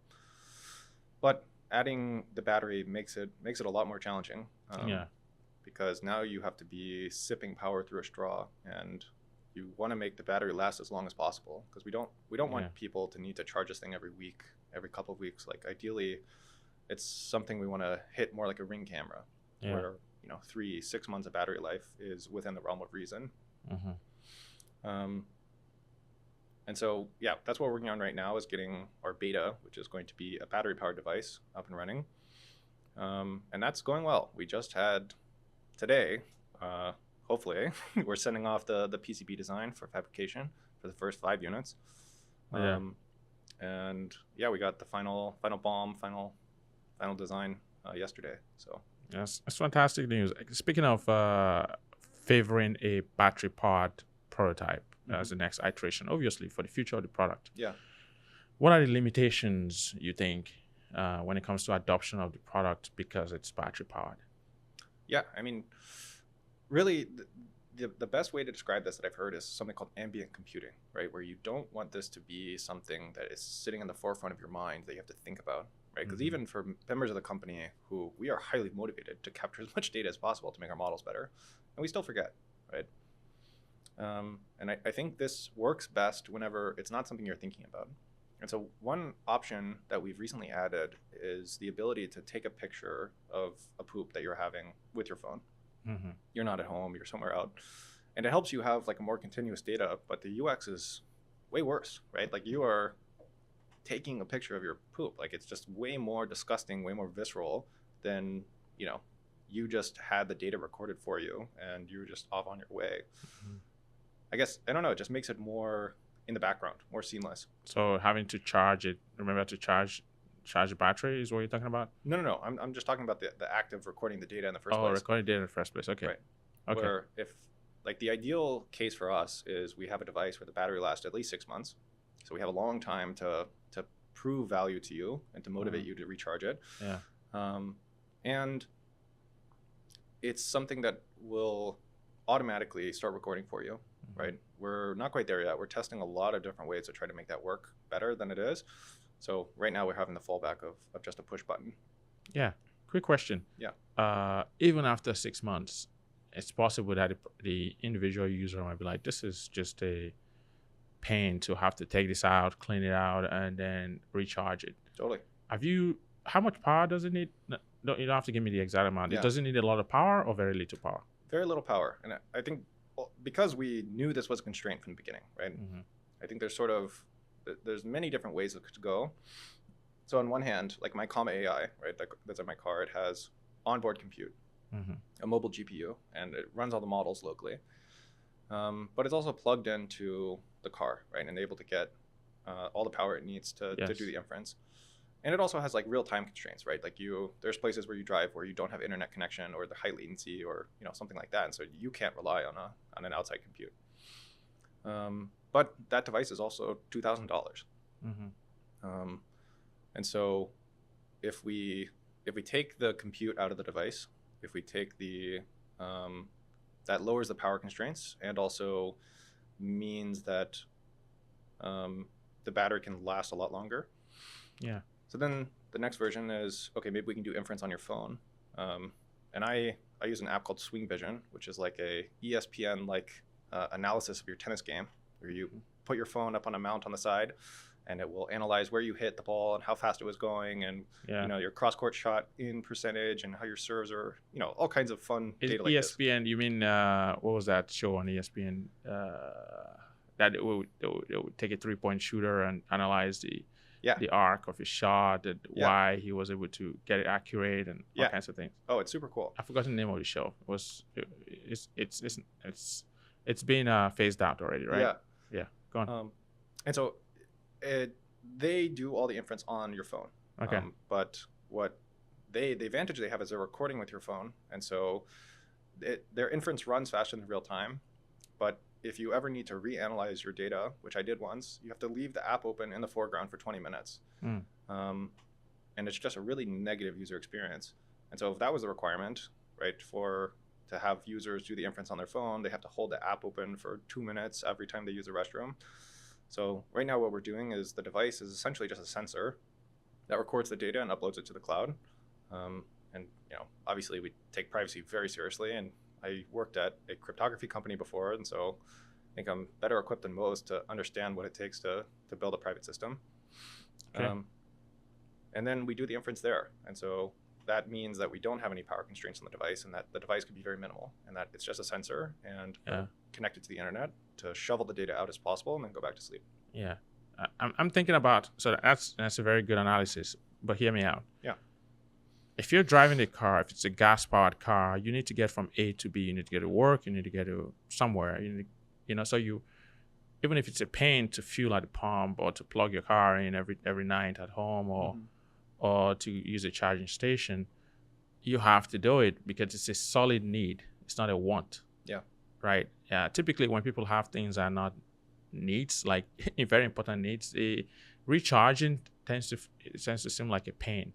Even if you have a camera at home that was battery powered and it goes out, you'd be like, I don't know, no one has broken into my house, so totally, I don't really whatever. I'm thinking about, and when I think about problems like this, I think about energy solutions, right? So as someone who has an energy background, I always think about ambient energy a lot. Yeah. So if it has very little power requirements, there's so much ambient energy around your device on the toilet seat that depending on the advancements in that space in the future, it could be a feature that just allows the device to always be powered, even without being plugged in. The flow of the toilet, water, and other things around. Yeah. So from the surveys we ran, something like 55% of people have an outlet close to their toilet. Okay. And so we thought we'll definitely ship our devices with a charging cable that can be plugged in all the time. But for the other half of the population, right, we want to be able to make sure that they can use the product too and not worry about it. And so that's what motivated the battery design. But you're absolutely right. Like, we have considered, putting a little generator inside the water pipeline that's refilling the toilet, or something a little floater in the tank that as it rises up, it extract some electrical energy to shortly, charge the device. And right now, like, I think the complexity is just too high, right? Like, let's just do something simple.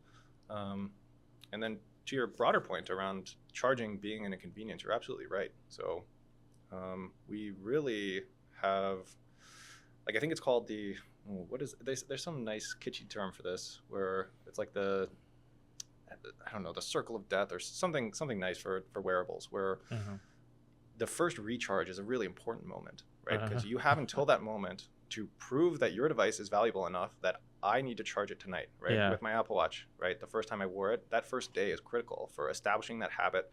Is it, okay, it died in 18 hours or whatever. Is it worth me charging it again? Or is it just I'm gonna put it on the desk and then I see it 3 weeks later and, oh, turns out this isn't a part of my life and maybe I'll return it. Yeah. And so the longer, I think there's kind of two frequencies of information that we're picking up. So one is hydration, where, I wake up dehydrated, I drink water, 20 minutes later, I see the effect of that, intervention.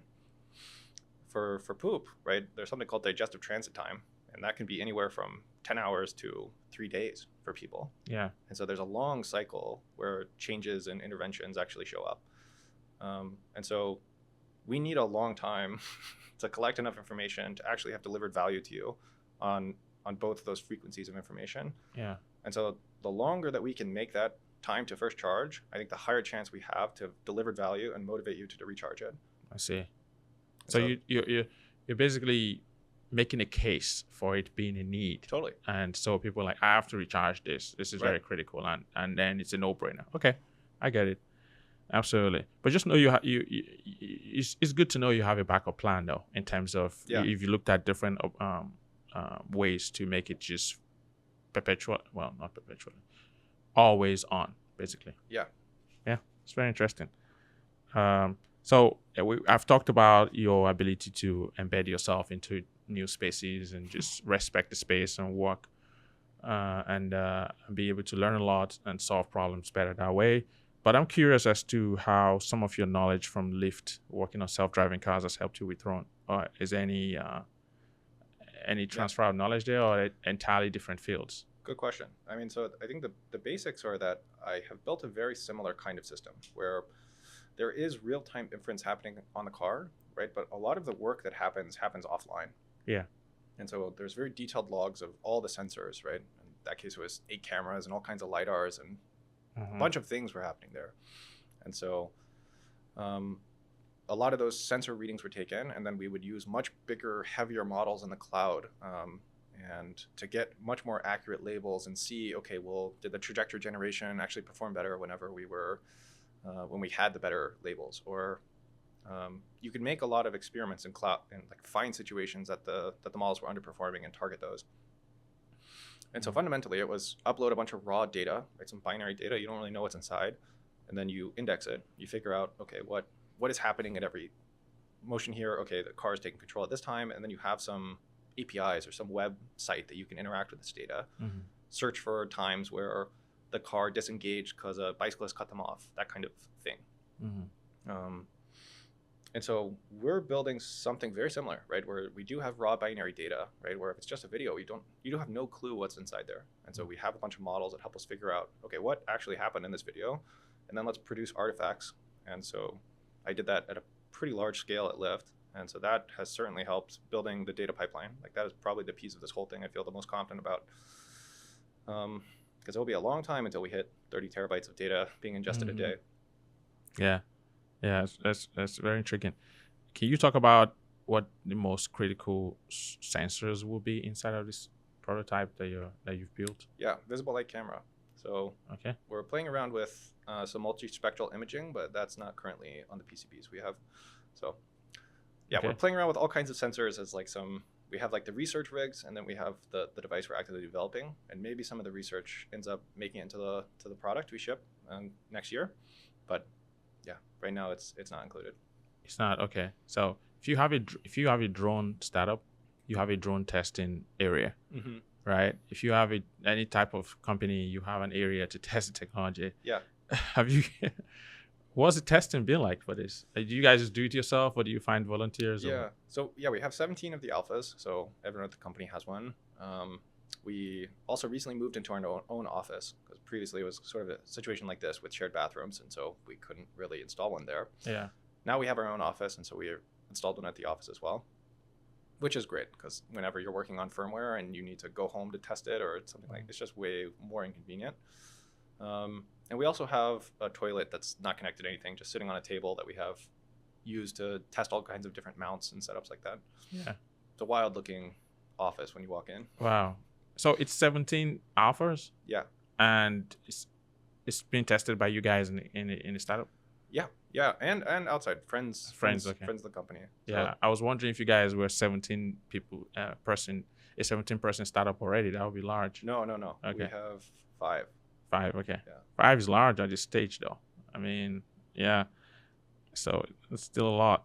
Okay, it's fantastic. So I noticed that you guys experimented with blue food dye to test food transit times in the digestive tract. Yep.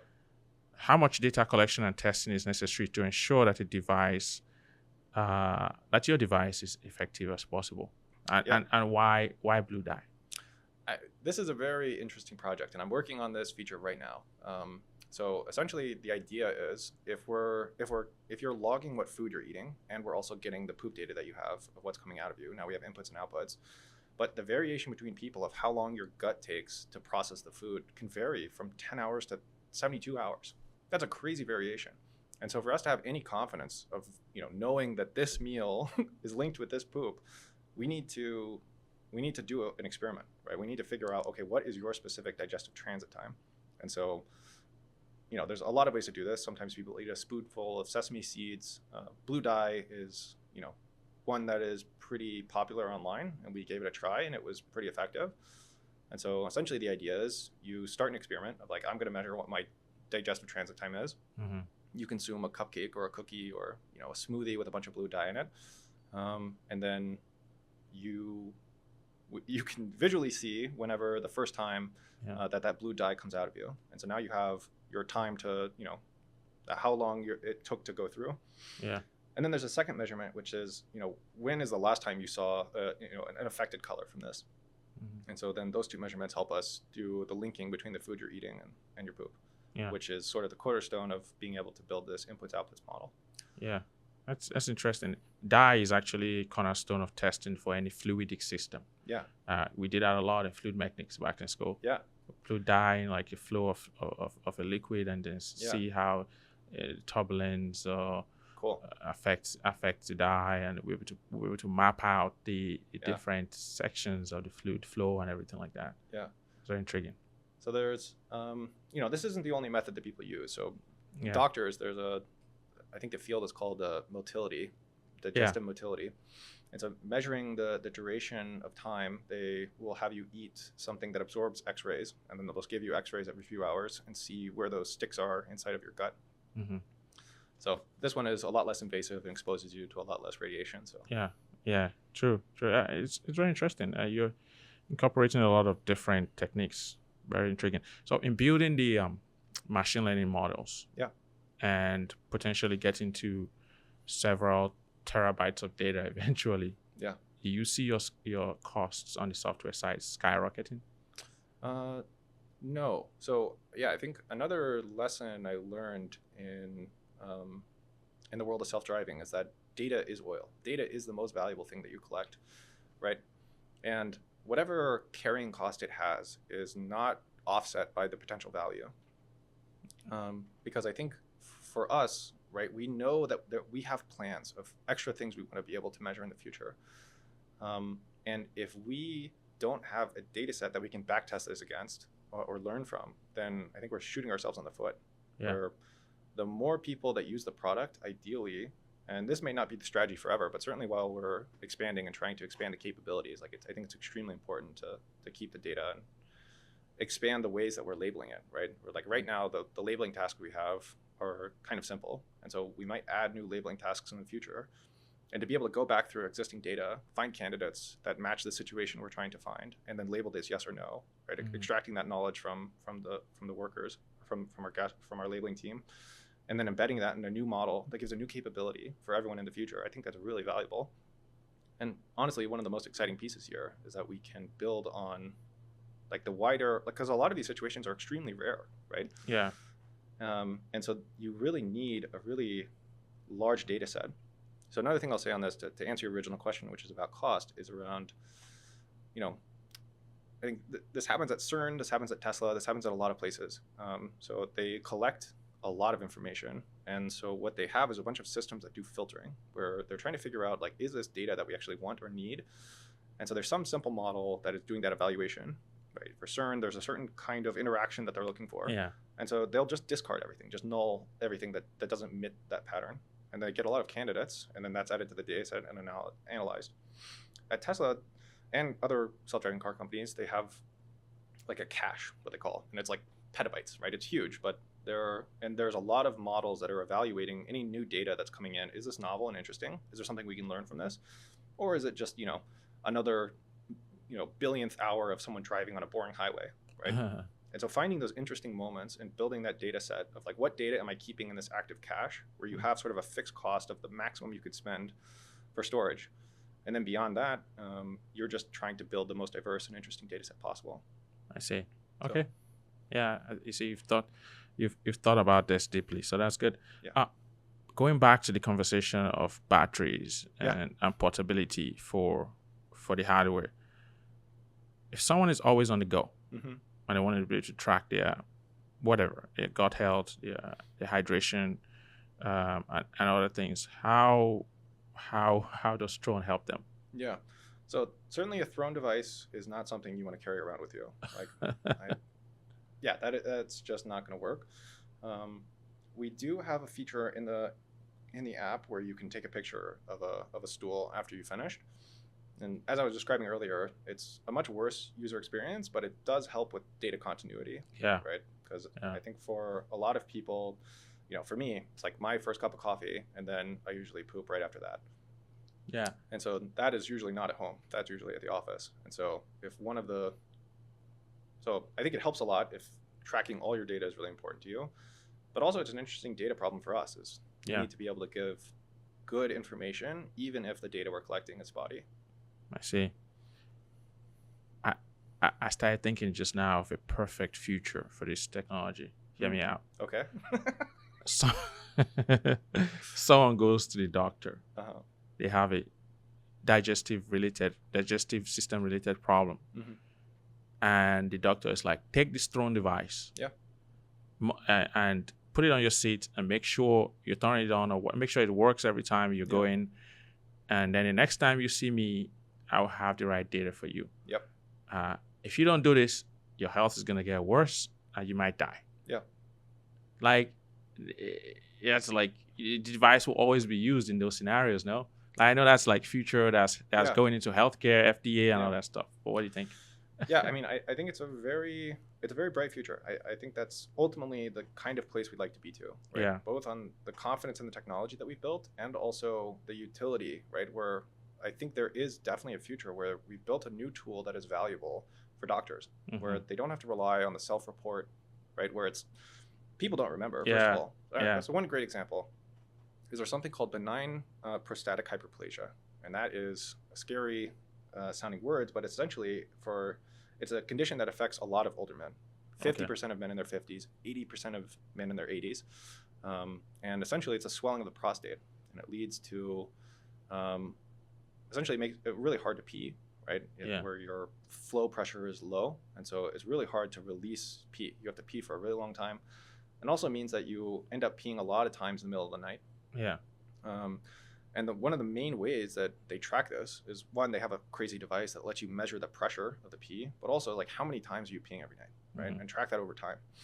And so if you wake up at 2 a.m., you're not going to write down in your pee journal that I just, I'm remembering the next. It's like really hard to even if you're a very conscientious patient, it's kind of the worst time in the world to write that down. And so just even being able to log the times automatically that I went to the bathroom in the middle of the night 3 or 4 times, that's something we can do today. Yeah. That's okay. That's very interesting. Self-reporting is funny. You go to the doctor's office and they ask you, have you had a fever this week? And you're like, nah. Yeah. No. And then you might remember later on, I was like, well, I had a slight fever like 3 nights ago. I forgot. Yeah. because you forgot about it. Totally. Or so it's very critical for something else to track that instead of you self-reporting. And I think that's a general issue for healthcare or for health and wellness. Okay. What if multiple people are trying to use the toilet seat? I know you said something about how in a shared bathroom that could be an issue. Yep. How does that work? So our device can support up to 4 individuals right now. So we have 4 distinct buttons. You can also manage and start recording with your phone. So but the UX is way worse than just being able to interact with a button. So really, it's limited to 4 people. But essentially, if you don't push to start recording, then it won't be recording. Yeah.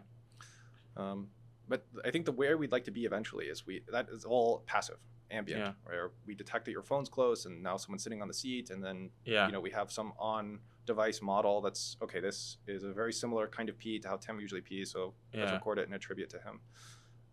Using the phone is actually very critical because if you're driving an EV right now or a Tesla or something like that, it just recognizes who the user is close to the car, and then it just sets that to the driver.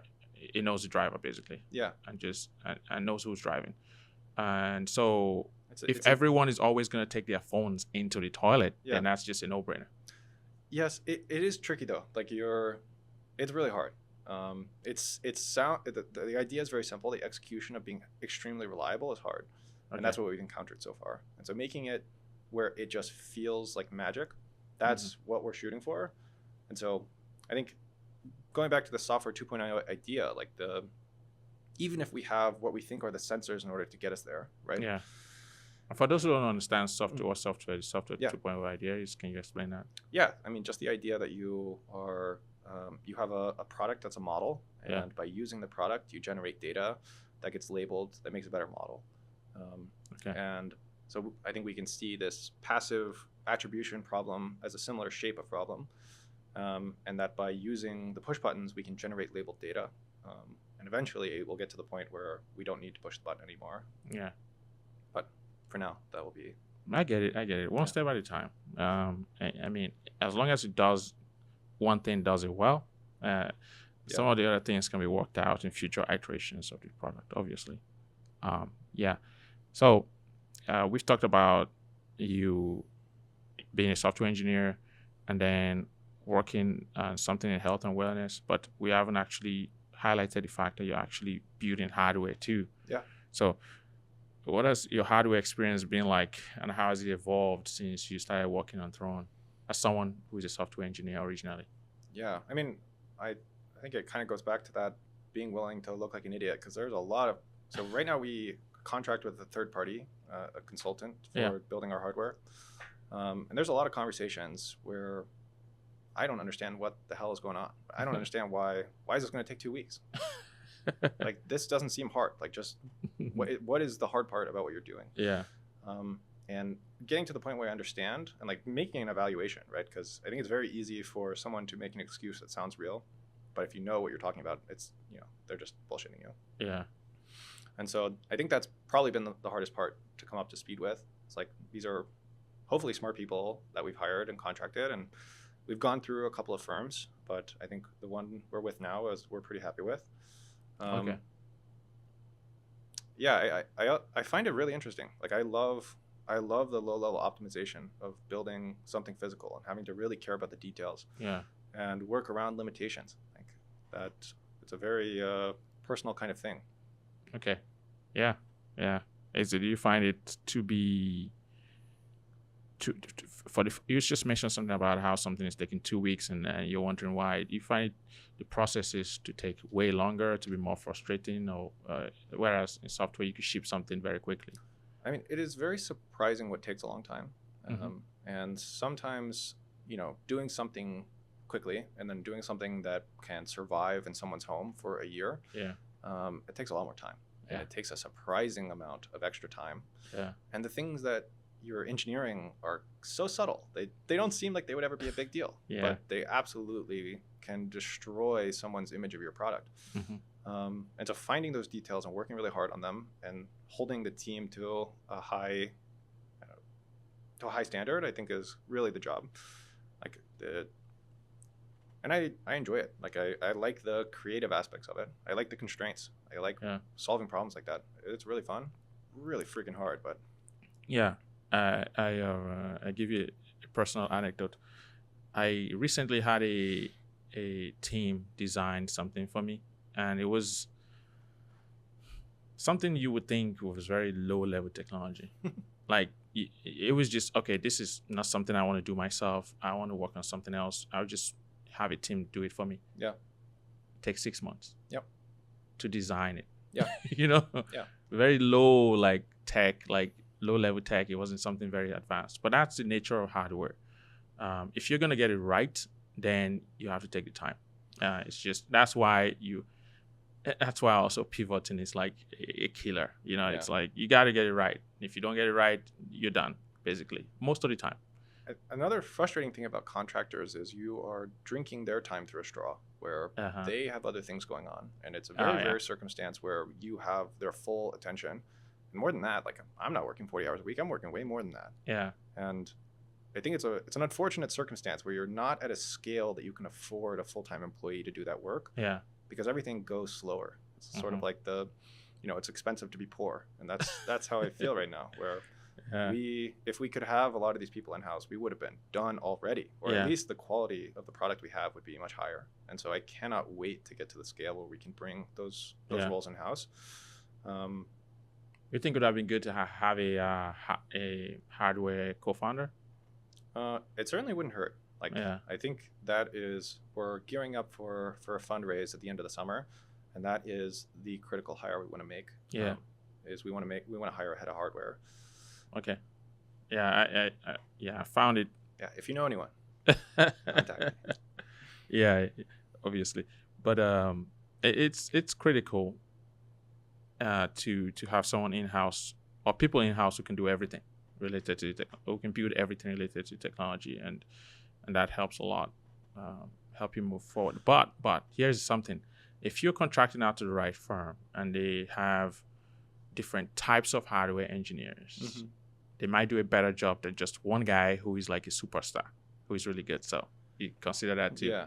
So the situation we've landed on now is we have one firm that's doing the engineering work, and then we have another firm that's a couple guys that are really experienced, and they're just our hard work team. And so they sit in on all the meetings, they ask the hard questions, they review all the designs, and it's not good until we get the sign off from those guys. Yeah. And so there's a little bit of back and forth, but and the net result is we are a lot more confident in all the designs. We've caught a couple things that would have gone to production, or at least the small volume units we're making right now. And so until we have that hardware team and hardware experience in-house, this is certainly way more comfortable than learning months into a contract that we're way off schedule and not gonna make time. Got it. This is a very, very interesting discussion because it's also a cost issue. Like you said, it's expensive to be poor. It's a cost issue. What does it cost to get 4 engineers who can do everything related to hardware versus contracting it out? And what is the trade-off in terms of cost versus time? If you had 4 engineers that could do everything and they're working all day, every day on it, it'll be faster than some outside firm. So, yeah. I will say that I think the first firm that, the second firm we hired to do the hardware consulting, I think that was probably one of the biggest failures of my career, and just that I didn't get into the details, right? It was, we had professionals that were really smart and they knew what they were doing. And so when they told me something, I trusted them. And realizing several months into the project that we were way off schedule. And so then now the realization is, like, as a CTO, there is not a technical detail that is beneath me. I need to understand everything. Yeah. And the meeting is not over until I'm good, right? Until I understand what you're talking about and I believe you are not. Yeah. And so the firmware ended up being the worst part with them.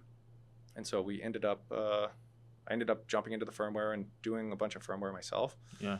And that's sort of close enough to my field where I felt comfortable doing that, but it is hard and there's a lot of things I don't understand. But once I got into it, I realized, like, wow, why didn't I do this from day one? This is so much easier than I thought. I thought this was going to be so hard. And I just needed to jump in and start working on it. Yeah. Yeah. I always say that a CTO's job is to know everything about his or her technology, and everyone else's. Yeah. Yeah. Totally.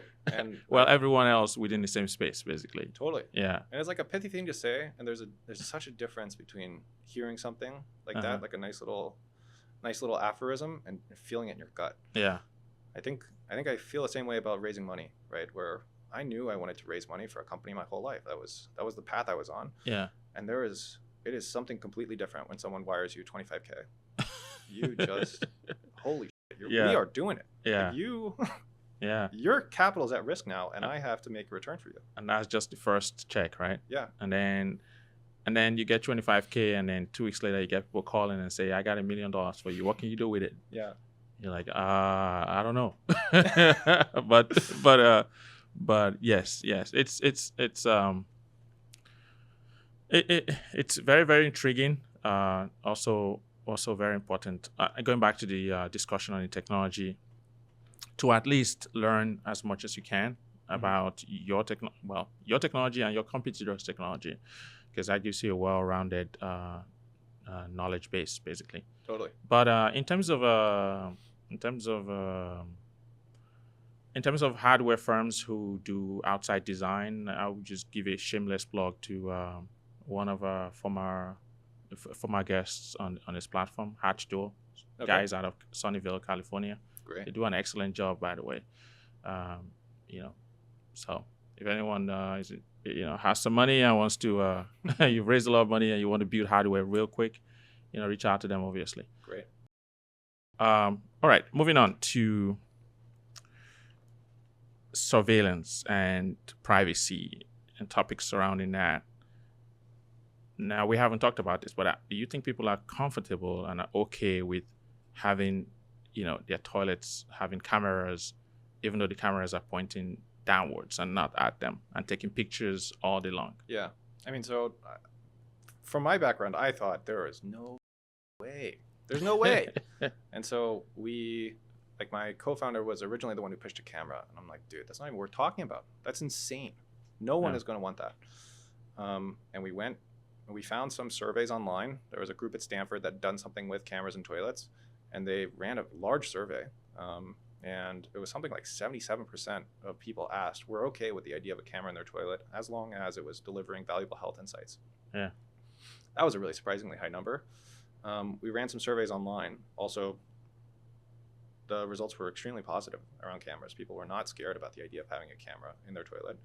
And we didn't believe it, so we went on the streets of Austin and we just stopped people. We're like, hey, this is what we're building. Would you be okay with the idea of a camera in your toilet? And we couldn't find someone who wasn't comfortable with it. And that doesn't mean those people don't exist, right? But I think the rates of comfort are a lot higher than we expected. And it took a long time for me to convince myself that this was a route worth going down, that we weren't just going to alienate potential customers. Mm-hmm. How do you assure people, though, now that everyone's comfortable, how do you assure them that their data is safe? Yeah, it's a really good question. I think security is one of those things where it is the difference between someone doing a good job with security and doing a bad job seemed the same for a while. And then they get hacked, and then the data disappears, and then there's a very embarrassing disclosure to their users and their customers. And I worked at a cryptography company for a while, and that was a really interesting thing, right? It was, I didn't know too much about security, and I really liked the problems, right? Where the most secure systems are ones that, you're not writing your own encryption, you're using the standards, and you're layering as many layers as possible, right? Assuming, okay, no one is going to be able to hack this, but if they do, then there's another gate, then there's another gate, and then there's another gate. And so we try to build as many of those layers as possible. Yeah. For instance, like the data can be written, right? There's an ingestion service where the data gets uploaded and then gets saved somewhere. But that service can't read the data there. And the API server that's responding to the app also can't read that data. Only the service that's doing the indexing, that's grabbing the data and running it through machine learning models, that's the only system that can read the data. And that's one example, but you can imagine a lot of different layers like this. And also, we got to do some pen testing, right? Yeah. I think And so certainly before we go public, that's something we're planning on doing. You did mention encryption. Yeah. Encryption is obviously the data is encrypted. Okay. 9 ways to Sunday. Okay. Perfect. So that's very important. I'm happy we're ending the conversation on that note to make people understand, okay, fine, this technology is awesome. It does this for you, blah, blah, blah. Now you're comfortable with having it on your toilet seat, and your data is encrypted and safe from any bad actors. So coming to the end of the podcast now, where can people find you if they want to reach out to you, if they are just world-class hardware lead, and for any reason? Yeah. So I think Twitter is probably the best way. So Tim_Blumberg. Twitter X. It's X now, no? X. I'll call it Twitter. You call it Twitter? Okay. What was yeah. it again? What was the username again? Tim_Blumberg. Tim_Blumberg. Okay. Go follow Tim Blumberg on Twitter, as he calls it. Even though if you're hearing this podcast and anytime in the future, it's X. All right. All right, man.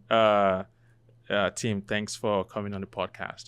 This was a very, very interesting discussion, and shows your breadth of knowledge and understanding of your space, and understanding of the problem you're trying to solve. And I think that's very critical. So it was nice having you on. Thank you very much. Thanks a lot for having me. It was fun. All right, thanks. If you enjoyed this episode, please consider supporting our mission of providing good quality content and conversations from within the hardware tech space. And all you have to do is like the video, share it with your friends, and subscribe to the channel. Thank you for watching.